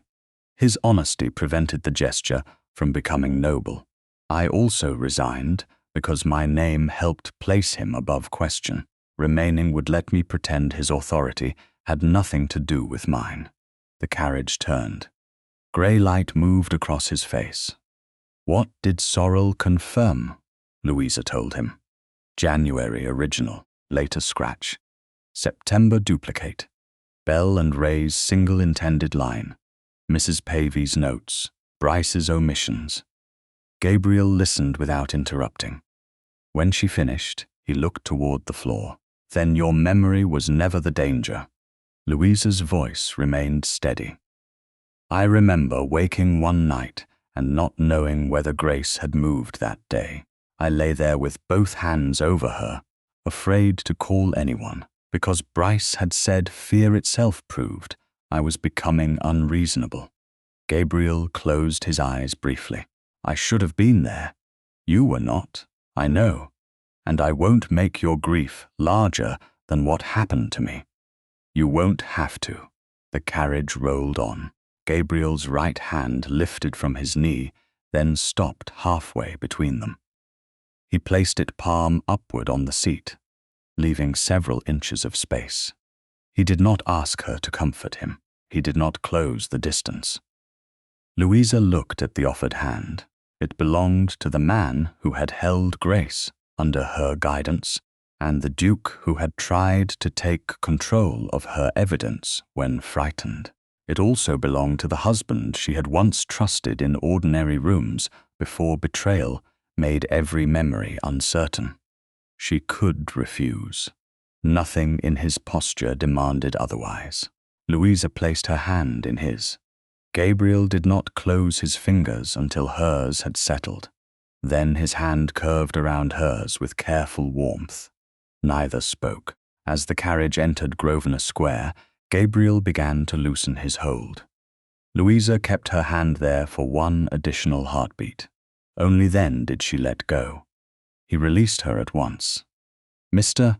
Hensley was waiting in the hall at Kersey House with a letter delivered by private messenger. The seal belonged to Lady Delphine Strickland. Louisa opened it beneath her own roof. Delphine offered to leave England and never approach Gabriel again if Louisa withdrew every public accusation concerning Brice. Near the bottom, one final sentence had been added in a sharper hand. An open hearing may clear you, but it will mark your daughter's name long after society forgets yours. Louisa folded the page. She isn't offering peace, she said. She's asking me to purchase Grace's safety with silence. Louisa carried Delphine's letter into the morning room and placed it on the desk without sitting. Grace slept upstairs under Mrs. Pavy's care, beyond the reach of the woman who had just threatened to stain an infant's name. Unless her mother purchased silence, Gabriel followed only after Lady Kersey permitted him to enter. Mr. Hensley remained near the door, his expression unreadable. Rain pressed softly against the windows. Louisa unfolded the letter again. She offers to leave England if I withdraw every public accusation concerning Brice. Gabriel looked at the final sentence. She is using Grace. She is using what society may do to Grace. That does not make the threat less vile. No, it makes it more effective. Gabriel's jaw tightened. What do you intend to do? The question mattered because it was not an order. Louisa turned toward him. What would you have me do? He did not answer at once. I want you and Grace safe. Safety is not the same as silence. I know, yet something in his posture told her another offer was coming. Gabriel looked toward Mr. Carow, who had arrived with him and now opened a leather portfolio. My solicitor has prepared terms under which the decree of judicial separation may proceed without opposition. Louisa waited. Mr. Carow spoke with careful formality. His Grace would settle separate maintenance upon your Grace, establish a trust for Lady Grace's personal provision, pay the nursery and medical expenses, and agree to written terms governing his visits. Lady Delphine would be barred from Staveley House, Cranewold Hall, and every residence under Northcott authority. Louisa glanced toward Lady Kersey. No one mentioned Kersey House. Gabriel had finally understood that he could not secure what was not his to control. And Dr. Brice? Louisa asked. Gabriel answered. He will never serve my household, estates, charities, or commissions again. That protects Northcott property from him. It does not protect my name. The medical evidence can remain before the court without every detail being carried through the newspapers. Louisa looked at Delphine's letter. That is what she wants. It is also what may spare Grace. Spare her from what? Gabriel's face hardened with pain. From growing up under a story people repeat because it is cruel enough to entertain them. Louisa understood the fear. She had felt it the instant Delphine placed Grace's name on the page. That was why she could not let it govern her. If I accept silence, she said, society will not forget. It will invent. They will say you nobly declined to contest an unstable wife. They will say Delphine protected you from embarrassment. They will say Brice withdrew because grief made me vindictive. Gabriel looked away. Some will say those things regardless. Then they will say them against evidence. Louisa crossed to the desk and rested her fingertips beside the letter. Brice's certificate must be examined in open court. Both measures must be produced. Bell and Ray's ledger must be brought under proper order. Mrs. Pavey and Clara must speak under their own names. You must testify that you came to this house in March and left without hearing my voice. Gabriel met her eyes. I will. You must admit that you trusted Brice's certainty over your wife. I will. You must admit the adultery without asking separation to reduce it. I already have. You admitted the act. I am asking whether you will admit the choices that allowed it. The room held still around them. Gabriel's public life had been built upon order, charitable medicine, and administrative judgment. His name had opened doors for Brice. His patronage had made the physician respectable in drawing rooms where a less fashionable man might have been questioned. If Gabriel testified fully, every committee report bearing his approval would be measured against the woman he had failed inside his own house. My evidence will damage more than me, he said at last. The commission funds clinics. It supplies midwives and medicines. Several reforms may weaken if my authority collapses with Brice's. Louisa felt disappointment, but not surprise. Even now he was weighing a woman's truth against an institution governed by men. I have spent months paying for your silence, she said. You are still asking what truth will cost you. Gabriel went very still. The rain continued against the glass. I should have asked what silence cost you. The answer came without defense. Louisa did not soften it for him. Yes, he turned to Mr. Carow. Prepare my full testimony. Include the March visit, my reliance on Brice, the adultery, Delphine's public place beside me, the chair in court, and Hanover Square. Mr. Carrow's brows lifted. Your Grace, that will almost certainly require your complete resignation from the Civic Commission. Then prepare that as well. Several clinics may lose subscriptions if your opponents use the scandal. Gabriel looked at Louisa. The work must survive without requiring her silence. Mr. Carow hesitated. There may be a way to preserve the institution while limiting your personal statement. No. Gabriel's voice carried command, but the command was directed against his own protection. The Duchess has been required to bear the full truth in public. I will not offer a shortened version of mine. Louisa felt something shift within her, not forgiveness and not peace, respect returning where love had remained against her judgment. Gabriel did not ask whether his decision changed the petition. He did not ask to see Grace after the appointed hour had passed. He signed the instructions and left Kersey House when Louisa ended the meeting. 2 days later, Mr. Hensley summoned Louisa and Lady Kersey to his chambers near Lincoln's Inn. Gabriel and Mr. Carow were already present, but neither man stood behind the central desk. A stranger waited near the wall, hat held between nervous hands. This is Samuel Greaves, Mr. Hensley said. Dr. Brice's valet. Greaves bowed awkwardly. I've served him 5 years, Your Grace. Louisa sat, conserving her strength after the carriage journey. Why are you here? Because he ordered me to pack his private medical case yesterday evening. He said it was to leave London before midnight. Did he say where it was going? Mr. Hensley asked. No, sir. Only that no one was to know and that the case must go before the maker's report reached the newspapers. Gabriel's expression sharpened. Did you open it? No, Your Grace. He keeps the key himself.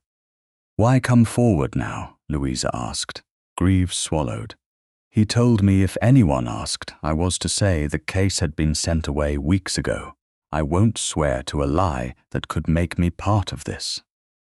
Mr. Hensley placed a written statement before him. Greaves had already given the account once, and now signed it under oath. Louisa read every line. The timing was exact. Brice ordered removal after the September date of the duplicate became known. "We do not seize it privately," she said. "No," Mr. Hensley replied. "We apply for an order requiring preservation and production of specified medical records. We also seek restraint against destruction or removal pending the hearing." Mr. Carow nodded. Greaves's sworn statement gives the urgency. Gabriel placed both hands on the table, then deliberately withdrew them. "Apply at once." Louisa looked at him. "Because the evidence requires it, not because you command it." He inclined his head. "Because you consent to it." "I do." Mr. Hensley turned to another file. "There is one further inquiry. The Duke's appointment diary shows repeated meetings between Brice and Lady Delphine, and several entries identify men connected with Brice's creditors. With your Grace's permission, I can examine those accounts through lawful requests." "Do it," Louisa said. "Financial connection may explain motive, but we will not claim one until it is proved." Gabriel agreed. By late afternoon, the court granted the order. An officer was sent to Brice's residence with authority to preserve the specified records and take the medical case under seal. Brice protested professional confidentiality, but the order limited examination to materials connected with Louisa's treatment and the later measure. Before dusk, the black leather case was placed in the officer's carriage. Its lock remained closed. Its seal was recorded. It did not pass into Gabriel's hands, Louisa's hands, or either solicitor's private possession. Whatever Malcolm Brice had meant to remove from London would now be opened under authority he could not dismiss as a woman's confusion. The black leather medical case was brought to Mr. Hensley's chambers on the morning of the 24th of November by the same officer who had taken it from Dr. Brice's residence under the court's order. Its brass lock remained closed. A strip of paper bearing the officer's seal crossed the lid, and the written record named the hour at which it had left Brice's house, the men who had witnessed the transfer, and the fact that no one had opened it in transit. Louisa sat at the long table with Lady Kersey beside her. The carriage journey from Grosvenor Square had left a dull ache across her back, but she refused to let discomfort hurry the examination. Gabriel stood near Mr. Carow rather than behind Louisa's chair. Caleb Sorrel waited beside the window. Samuel Greaves remained near the door, his face pale but steady. Mr. Hensley read the court's order aloud. Only materials connected with Louisa's treatment, Brice's certificate, and the later glass measure could be examined. Unrelated medical papers were to remain private. Every relevant object would be listed before it passed under legal seal. Brice's solicitor produced the key with visible reluctance. "My client maintains that his professional confidence has been invaded," he said. Louisa looked at the unopened case. "My confidence was used as evidence against me. We will examine only what the court has ordered." The officer cut the paper seal. The lock opened. Inside, narrow compartments held medicine vials, folded instruments, packets of notes, and a thick, brown treatment book fastened with a leather strap. Mr. Hensley lifted the notebook first and turned only to the dates named in the order. Brice's entries described Louisa as sleepless, resistant, suspicious, excitable, and unable to recall whether she had taken the prescribed amount. The 7th of February contained no mention of the replacement bottle he had collected from Bell and Ray. There was no entry concerning the measure. There was no record of Delphine's presence in Louisa's room. "He preserved every reaction that could condemn me," Louisa said. and omitted every fact that might explain it. Mr. Hensley marked the relevant pages for certified copying. In a fitted groove beneath the notebook lay a slim steel tool with a sharpened point protected by a sheath. Sorrel examined it without bringing it near either sealed measure.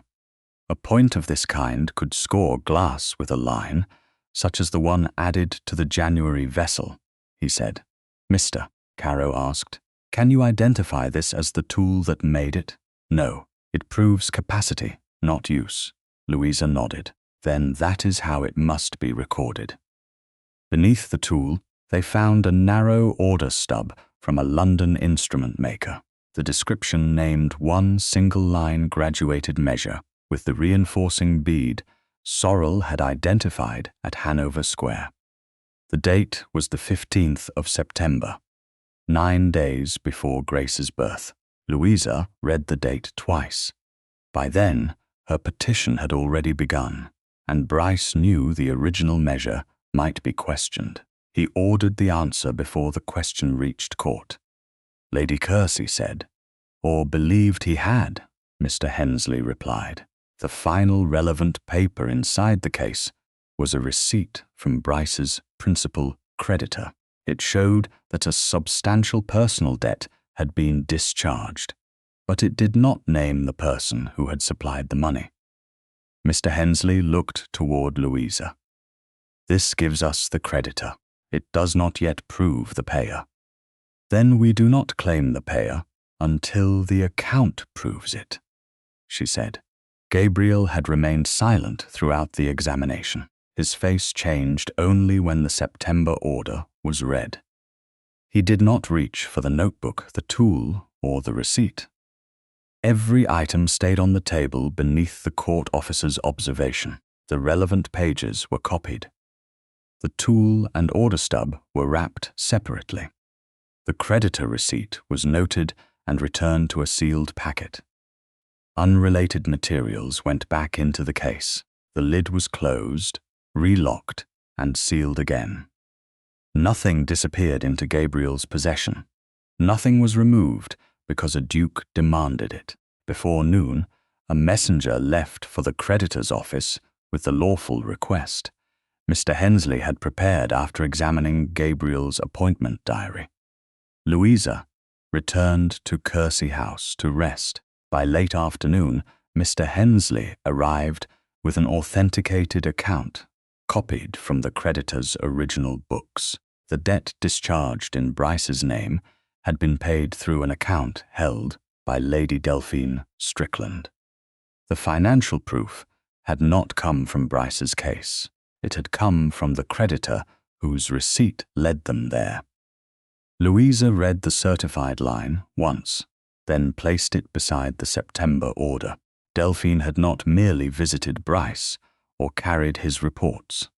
She had relieved the debt of the man whose medical authority made Louisa appear unfit. Gabriel arrived at his appointed hour after sending his card. Mr. Caro came with him, carrying a prepared statement. Grace slept upstairs with Mrs. Pavey. Lady Courcy remained in the adjoining room with the door open.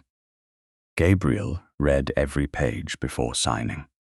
The statement admitted his March visit to Courcy House, his decision to accept Brice's answer.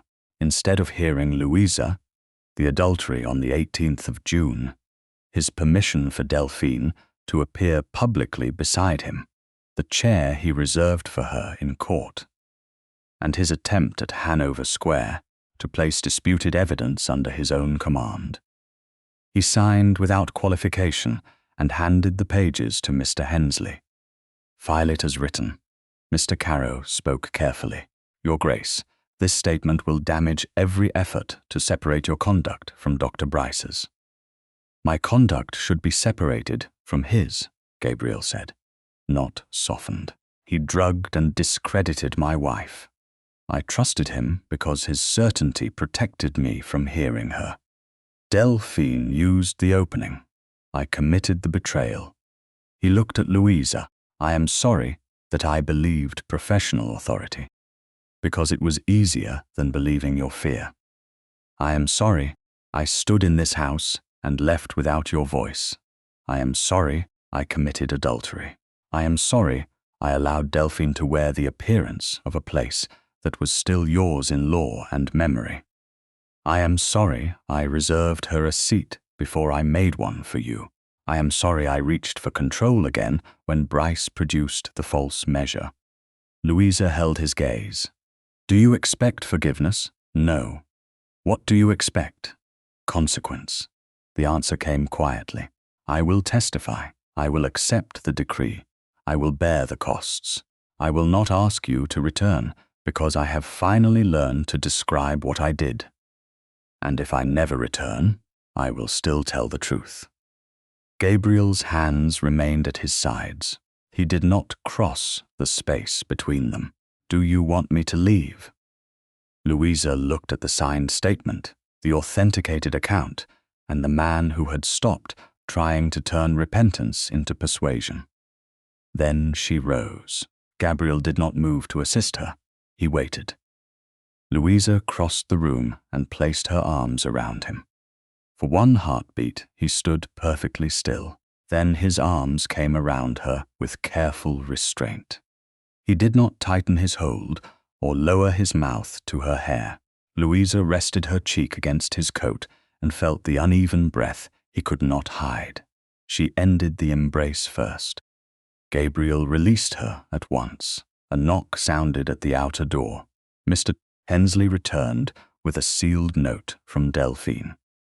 She offered to retract every public insult and leave London quietly, provided Gabriel's adultery did not appear in the final court record.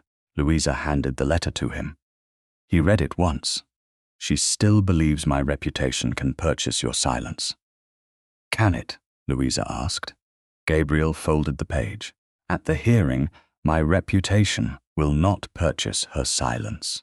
Delphine's bargain remained unanswered until the 29th of November, when Louisa sat at the writing desk in Kersey House and composed her refusal in her own hand. She wrote without ornament. Lady Delphine Strickland might retract every public insult she had spoken. Leave London or leave England altogether. None of those choices would purchase the removal of Gabriel's adultery from the court record, silence the inquiry into Dr. Brice, or turn private humiliation into a convenient misunderstanding. Louisa signed the page, sanded the ink, and gave it to Mr. Hensley for delivery. She'll say you chose scandal over your daughter, Lady Kersey said from the chair beside the fire. Louisa folded Delphine's original letter and placed it with the other correspondence. She has already said it. The only difference is whether I let her make it true. Grace slept upstairs with Mrs. Pavey. The nursery floor creaked faintly overhead, a domestic sound so ordinary that it steadied Louisa more than any legal assurance. Mr. Hensley reviewed the final witness order. Bell and Ray's original ledger would be produced under formal order. Mrs. Pavey would bring her brown notebook. Clara Bell would testify to Gabriel's March visit. Caleb Sorrell would compare the two measures. The authenticated creditor account, Brice's treatment notebook, the September order, and Gabriel's sworn statement were already held under seal. Nothing depended upon a surprise. Everything depended upon whether the court would allow truth to remain visible once powerful people began naming it inconvenient. Gabriel arrived at the appointed hour and waited in the hall until Lady Kersey admitted him. He wore no expression of expectation.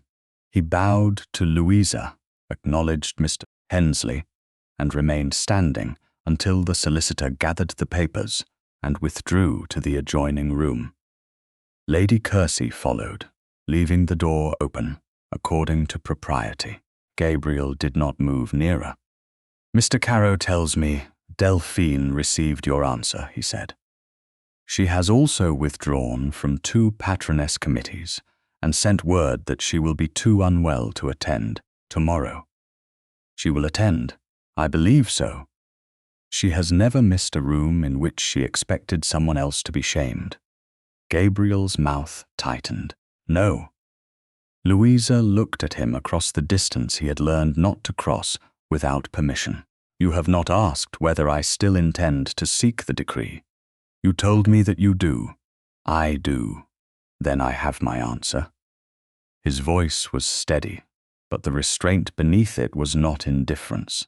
Louisa could see the effort it cost him to stand before the wife he had betrayed and not ask for hope as payment for confession. You also haven't asked whether I still love you, she said. Gabriel's gaze shifted toward the fire, then returned to her. I won't use your feelings against your judgment. That is not what I asked. Louisa, in March, you left this house because you were afraid of what I might say.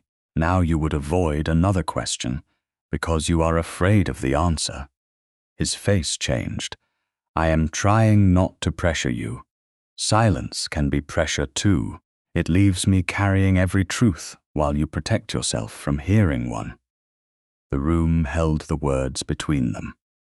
Beyond the open door, Mr. Hensley's pen scratched once across paper, then stopped. Gabriel remained where he was. Then I will answer plainly, he said. His voice lowered, and for the first time since entering, command left it entirely. I love you.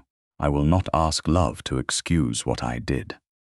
Louisa felt the sentence reach the part of her that had survived June, the chair, the certificate, and every lost hour. Gabriel had told her he loved her before, beneath summer trees at Cranewold Hall and later in the privacy of their marriage.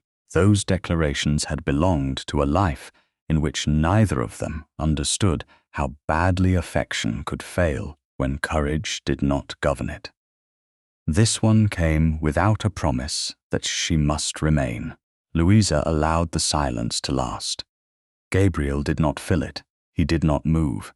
She saw hope rise in him and watched him refuse to turn it into demand. I love you, she said. His breath caught, but she continued before relief could alter the meaning. And I will still choose the consequence that allows me to respect myself. Gabriel closed his eyes for one brief moment. When he opened them, pain remained, but no resistance. The judicial separation. Yes, if the court grants it, I will accept it. Even after this? Especially after this. He took one step closer, then stopped while several feet still separated them. Love does not make your judgment mine to overrule. The tenderness in Louisa's chest hurt more sharply than anger. She had wanted him to understand that months earlier, before Brice's treatment became a certificate, before Delphine learned to sit beside him, before Grace was born into a marriage already divided by silence. Understanding now could not undo the past. It could determine whether the future would repeat it. Gabriel kept his hands at his sides. May I kiss you?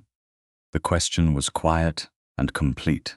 He did not let rank, remorse, marriage, or yesterday's embrace stand in place of consent. Louisa heard Grace stir faintly overhead and Mrs. Pavy's footsteps crossing the nursery. Her aunt was nearby. The court waited less than 2 days away. Nothing had disappeared to make desire easy. That was why the choice felt real. Yes, she said. Her Gabriel did not move until Louisa crossed the remaining distance. She raised one hand and touched his face. His skin was warm beneath her palm, the line of his jaw tense with restraint. He turned slightly into her touch, then stilled, waiting. Louisa drew him down. His mouth met hers with tenderness rather than claim. The kiss was slow, careful, and unmistakably mutual. Gabriel's hand lifted, paused beside her waist, and settled there only after Louisa moved closer. There was no urgency and no attempt to transform forgiveness into passion. The contact held grief, memory, longing, and the fragile beginning of trust that had not yet earned a home. Louisa felt the difference between what had once been assumed and what was now asked, offered, and freely returned. She ended the kiss first. Gabriel released her at once, though his forehead remained close to hers for one unsteady breath. He did not ask whether the kiss changed her petition. He did not say the word hope. Louisa lowered her hand. Tomorrow, your testimony must not become a performance meant to win me back. It won't. You must speak if I never return to Staveley House. I will. You must speak if the decree stands for years. His face tightened, but he answered without hesitation. I will. Then tomorrow is truth, not courtship. Yes. He stepped back before the open doorway made the intimacy improper. Lady Kersey entered several moments later with Mr. Hensley. Neither acknowledged what they might have heard or seen. The final papers were reviewed. Gabriel's statement remained unaltered. Delphine's payment record stayed with the court bundle. The two measures remained separately sealed. Mrs. Pavey's notebook would come from her own hands. Before Gabriel left, he looked once toward the ceiling where Grace slept. His allotted hour had ended. He did not ask to extend it. Tomorrow, he said. Tomorrow, Louisa replied. At dawn on the 1st of December, Gabriel entered the matrimonial court before the galleries filled. The usher was arranging papers when Delphine arrived with her maid and directed that a chair be placed behind Gabriel's counsel in the same position she had occupied at the first hearing. A white card bearing her name was set against its back. Gabriel crossed the aisle, removed the card, and handed it to the usher. Delphine's face hardened. Gabriel, I am a principal witness. Then you will sit with the witnesses. After everything I've done for you. He looked at the empty chair, then at the woman who had mistaken his cowardice for devotion. You will not be seated beside me again. The usher moved the chair before Louisa entered. When the courtroom doors opened and the Duchess of Staveley appeared with Lady Kersey and Mr. Hensley, there was no place reserved for Delphine near Gabriel's counsel. There was only the witnesses' row, the evidence waiting under seal, and a duke prepared to tell the truth, even if the woman he loved walked away after hearing it. Louisa entered the matrimonial court on the 1st of December, without Grace in her arms and without any need to prove that motherhood remained hers when the child was out of sight. Grace waited in the warmed retiring room with the court-appointed female attendant, while Mrs. Pavey stood ready to be called. Lady Kersey walked beside Louisa. Mr. Hensley and Mr. Ainsworth preceded them to the petitioner's table. Across the aisle, Gabriel rose when Louisa appeared. He did not approach. He did not offer her a chair. One had already been placed where she was entitled to sit. Behind his counsel, the place Delphine had tried to reclaim remained empty. Delphine sat among the witnesses in dark grey silk, her gloved hands folded tightly over her reticule.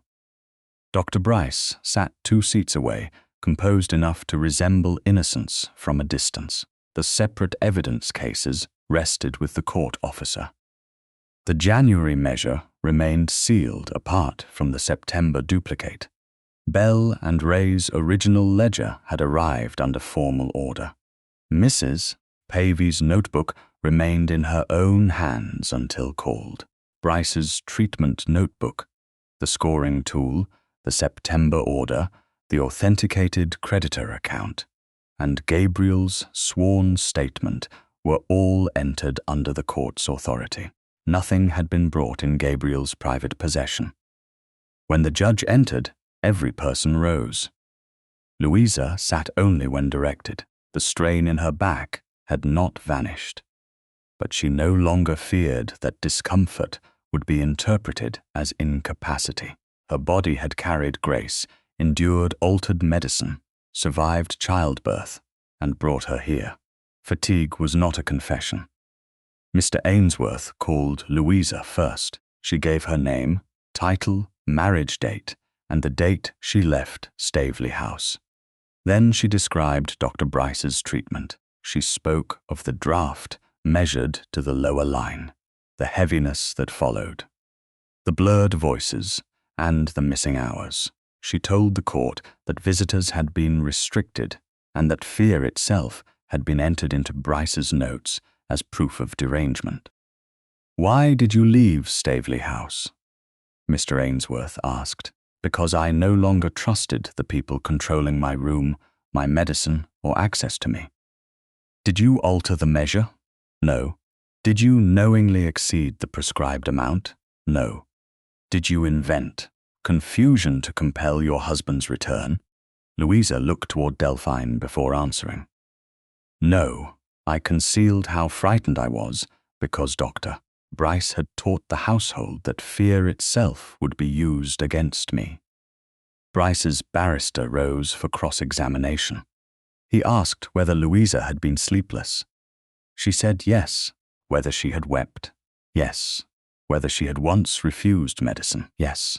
"Then you admit emotional instability." Louisa kept her voice level. "I admit pregnancy, isolation, and fear. I do not admit incapacity." A murmur moved through the gallery and stopped beneath the judge's gaze. The barrister asked whether Louisa could remember every evening clearly. "No," she said. "That is why records kept by those who could remember matter." Mrs. Pavey was called next. She entered carrying the brown notebook and identified herself as Louisa's former private nurse and Grace's present nursery nurse. She explained why she began recording the dose times and symptoms. Stronger confusion followed nights when the draft had been filled to the lower scratched line. Louisa's speech slowed. Her limbs became heavy. Twice she slept through supper. Once she woke near midnight, unable to remember who had entered the room. "Did you ever see Her Grace alter the measure?" Mr. Ainsworth asked. "Never." "Did your notebook contain a diagnosis?" "No. I wrote only what I saw." The distinction mattered. The gallery listened differently after that. Clara Bell followed. She testified that Gabriel had come to Curtsey House in March and asked to see Louisa. Brice told him that Louisa became distressed at the mention of his name and that another shock might endanger the child. Did His Grace ask whether the Duchess had refused him? Yes. What did Dr. Brice say? That she was in no condition to decide safely. Did His Grace go upstairs? No. What instruction did Dr. Brice give afterward? That no one was to tell Her Grace about the visit. When Clara stepped down, the whispers in the gallery were no longer directed toward Louisa. They moved toward Brice. The first shift had occurred. Bell and Ray's ledger came next. Mr. Ray opened the original book to the January entry. 1 bottle, 1 graduated measure, 1 intended etched line. He confirmed that Brice collected a replacement bottle on the 7th of February after saying the first bottle had broken. No replacement measure had been requested or supplied. Caleb Sorrell then examined both sealed vessels before the court. The January measure bore the heavier base and narrow lip of the earlier batch. Its second graduation had been scratched after manufacture with a fine steel point. The duplicate had the reinforcing bead first used in September. Could this later vessel have existed during the Duchess's treatment? Mr. Ainsworth asked. It could not. Could ordinary wear have created the second line on the January glass? Not in that form. It was a deliberate graduation. Brice's barrister suggested anyone might have added it after Louisa left Staveley House. Sorrell did not overreach. The glass alone cannot identify the hand. The custody history, maker's date, ledger, and treatment records must be considered together. The second shift moved through the room. Brice's calm no longer appeared professional. It appeared prepared. He was called shortly after noon. He admitted ordering the draft. He admitted collecting the replacement bottle. He could not explain why that fact was absent from his treatment notebook. He called the omission trivial. Mr. Ainsworth placed the September order before him. You ordered a single-line measure with the later reinforcing bead 9 days before Lady Grace was born. For demonstration prepared after the Duchess had begun proceedings, I anticipated confusion. Yet at Hanover, Square Rooms, you called it the original. Brice's fingers tightened around the witness rail. I spoke imprecisely. The scoring tool was shown. Sorrel had already stated it proved capacity, not use. Mr. Ainsworth did not exaggerate it. Instead, he turned to Brice's notebook. Why did you record sleeplessness, suspicion, resistance, and confusion, yet omit the replacement bottle, the altered measure, and Lady Delphine's access? Those details were not medically significant. They were significant enough to explain the symptoms you used to call the Duchess deranged. Brice looked toward the judge. Medical judgment cannot be reduced to household gossip. Mrs. Pavey kept dates. Bell and Ray kept a ledger. Sorrel kept maker's records. Which of those is gossip? Brice had no answer that survived the silence. Then the authenticated creditor account was produced. It showed that Delphine's account had discharged a substantial personal debt owed by Brice. Delphine was called. She denied buying medical influence. She called the payment charity. She denied handling Louisa's medicine. Mr. Ainsworth asked why she entered Louisa's room, why she carried private reports, why she appeared at Staveley House within hours of Brice's visits, and why she expected Gabriel's public companionship afterward. Delphine's composure cracked only when asked what she expected in return. The life he had already chosen, she said, and the Duchess? She couldn't govern herself. Louisa rose only after the judge permitted it. I governed myself well enough to leave the house that was making me disappear. No one in the gallery whispered then. Gabriel was called last. He stood without his ducal chair behind him and gave evidence in his own voice. He admitted coming to Kersey House and leaving without hearing Louisa. He admitted relying on Brice because professional certainty spared him from facing his wife. He admitted committing adultery with Delphine on the 18th of June. He admitted allowing her to appear beside him afterward. He admitted reserving her a seat in court because he assumed Louisa would not attend. He admitted trying to take control of the disputed evidence at Hanover Square. Do you ask this court to deny the Duchess's petition? Mr. Ainsworth asked. No. Why not? Gabriel looked at Louisa. Because her judgment protected our daughter when mine did not. Because I treated silence as peace and authority as protection. Because she should not have to remain under my roof to prove she still loves me. Delphine made a small sound from the witnesses' row. Gabriel did not look at her. The judge withdrew, then returned to a room stripped of expectation. The decree of judicial separation was granted. Custody of Grace was awarded to Louisa. Separate maintenance was ordered. Gabriel's visits would proceed under written terms already observed. Costs would be borne by him.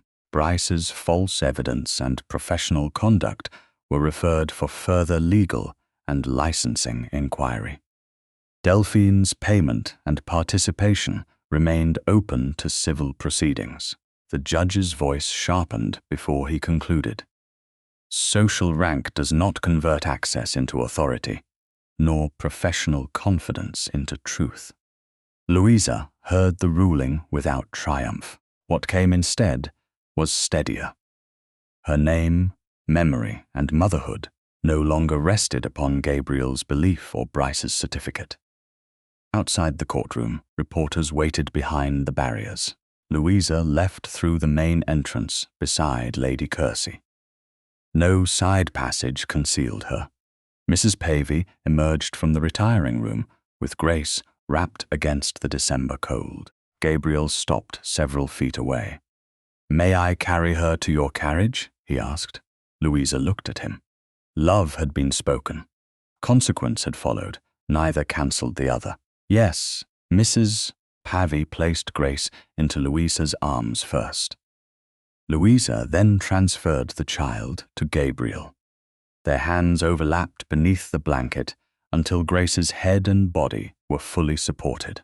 Gabriel waited for Louisa to release the weight before drawing the child close. He carried their daughter down the court steps, while the gallery watched the Duke obey the woman he had once expected to remain absent. At the carriage, he returned Grace only after Louisa held out her arms. "Your next visit remains Thursday at 3, she said. "I will be there. You will send your card and wait." "Yes." Louisa entered the carriage with Grace and Lady Kersey. She did not go home with her husband. Gabriel remained on the court steps as the carriage turned into the Winter Street, without mistress, chair, or title, protecting him from what he had admitted. Nearly 6 months later, spring rain darkened his coat as he presented his calling card at Kersey House and waited in the hall for Louisa to decide whether he might enter. On the 21st of May, Gabriel Northcott presented his calling card at Kersey House and waited in the hall while spring rain darkened the shoulders of his coat. He had waited there through winter fog, sleet, and mornings when Grace's feeding delayed his appointed visit by half an hour. He had never sent a servant upstairs to remind Louisa that a duke was waiting.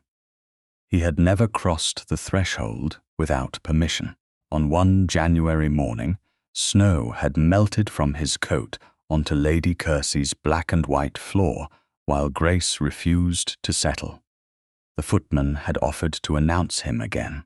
Gabriel had answered, "Don't disturb them. I'll wait." Louisa had heard the words from the upper landing. She had made no acknowledgement then, but she remembered them now as the footman entered the morning room with the silver tray. Grace sat on a quilt near Louisa's chair, almost 8 months old and solemnly determined to capture the blue ribbon at her shoulder. The white linen christening cap lay across Louisa's embroidery frame. 12 blue forget-me-nots circled its edge. The 13th remained unfinished, just as it had since Brice's first message interrupted her needle more than a year before. Beside the frame rested a formal letter delivered that morning. Dr. Malcolm Brice had lost his hospital appointment. His conduct remained under inquiry by the authority that had licensed his practice, and the court's officers continued to examine the false certificate and altered treatment records. His fashionable patients had deserted him before judgment was complete. Lady Delphine Strickland no longer appeared on patroness lists or in the drawing rooms where she had once entered beside Gabriel. Her creditors had begun pressing the Strickland family, and no Northcott residents admitted her. Gabriel had not reclaimed the civic chair his allies urged him to take once the scandal quieted. He had answered that work meant to protect women could not depend upon restoring the man whose authority had helped silence his wife. None of these consequences had been delivered to Louisa as gifts. Gabriel did not mention them during his visits unless she asked. He had obeyed the terms governing Grace with exactness. He arrived on time. He sent his card. He accepted Louisa's choice of physician when the child developed a winter cough. Funds for Mrs. Pavey, Clara Bell, and any servant who suffered retaliation passed through both legal offices, never through private favor. He held Grace when invited, returned her when asked, and never used the child's affection as an argument for Louisa's return. 1 week earlier, after nearly 6 months of watching what he did when no gallery, judge, or correspondent was present, Louisa had applied to have the decree of judicial separation rescinded upon proof of reconciliation. The court had granted the application. Their marriage had never been dissolved. There would be no second wedding, no public ceremony pretending the first vows had remained untouched. What came next would begin with truth already known. "You may admit him," Louisa told the footman. Gabriel entered several moments later. He bowed first to Lady Courcy, who sat near the window reading correspondence, then to Louisa. His gaze moved to Grace, but he did not approach the child until Louisa indicated the chair beside the quilt. "Good morning," he said. "Good morning." He noticed the cap on the embroidery frame. "You're finishing it." Louisa drew the needle through the last petal. "I am." The new stitches did not perfectly match the older ones. Her hand had changed. So had the woman guiding it. She tied off the thread and did not remove the flower simply because its difference could be seen. "The carriage will come at 11, she said. "My aunt and Mrs. Pavy will travel separately." Gabriel looked at her carefully. "And afterward, we will go to the house near Richmond Green." Hope entered his face, but he restrained it before it became pressure. The house had been chosen together only, after Louisa rejected 3 properties arranged like smaller versions of Staveley House. This one stood behind a modest wall with a garden opening toward the green. Louisa would appoint the household staff. Her study and Gabriel's occupied the same floor and were equal in size. Medical decisions concerning Grace would be shared, while Louisa's own care remained hers to govern. Cranewold Hall would remain the principal estate. Staveley House would remain Gabriel's London property. Neither would become the price of reconciliation. "You're certain?" he asked. "I would not have asked the court to rescind the decree if I were not. I meant the house. I chose it because it is not where I was silenced and not where you were admired for virtues you had not practiced at home." Gabriel accepted the sentence without defense. "Then it is the right house." Grace abandoned the ribbon and reached toward the cap. Louisa lifted it from the frame and settled it over the child's dark hair. The completed flower rested near her left temple, visibly newer than the others and no less part of the pattern. Gabriel watched Louisa tie the ribbon. "May I carry her to the carriage?" he asked. Louisa looked at the man who had once expected her absence and at the father who had learned to wait, even when he believed the answer would be yes. "You may." She placed Grace into his arms. He received the child with the confidence of months of permitted visits, yet waited until Louisa had adjusted the gown and checked the ribbon before turning toward the door. The christening took place in Louisa's parish church before a small gathering. Lady Courcy stood with family. Mrs. Pavy watched from the second pew, her eyes bright despite her attempt to blame the spring light. Mr. Hensley and Mr. Carow attended as private guests, not officers of a dispute. No politicians crowded the aisle. No charitable patronesses came to convert reconciliation into spectacle. When water touched Grace's brow, she frowned at the clergyman and gripped Gabriel's finger. His mouth trembled. He looked first at Louisa, asking without words whether he might settle the child closer against his chest. Louisa nodded. After the service, Lady Courcy and Mrs. Pavy carried Grace toward the carriages, while Louisa and Gabriel walked into the walled garden behind the church. Lilac leaned over the old brick, and dampness still silvered the grass. Gabriel kept enough distance between them for choice to remain visible. "I have wondered every day why you asked the court to rescind the decree," he said. "I told myself I wouldn't ask until you chose to explain." Louisa stopped beneath a young lime tree. "I did not return because you suffered enough. I know. Suffering does not prove love. Punishment does not create character merely because it hurts. I know that too. I returned because you stopped making your pain the center of what happened to me. You respected every boundary when no one was watching. You became Grace's father, without using fatherhood to claim me. You told the truth after the court had finished rewarding truth." Gabriel's eyes shone, but he did not reach for her. "I love you," he said. "I loved you badly when I believed feeling gave me the right to avoid courage.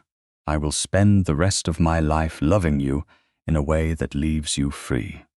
Louisa stepped closer. "I love you," his breath caught, "and I choose you." She raised one hand to his face. Gabriel waited. Louisa drew him down and kissed him.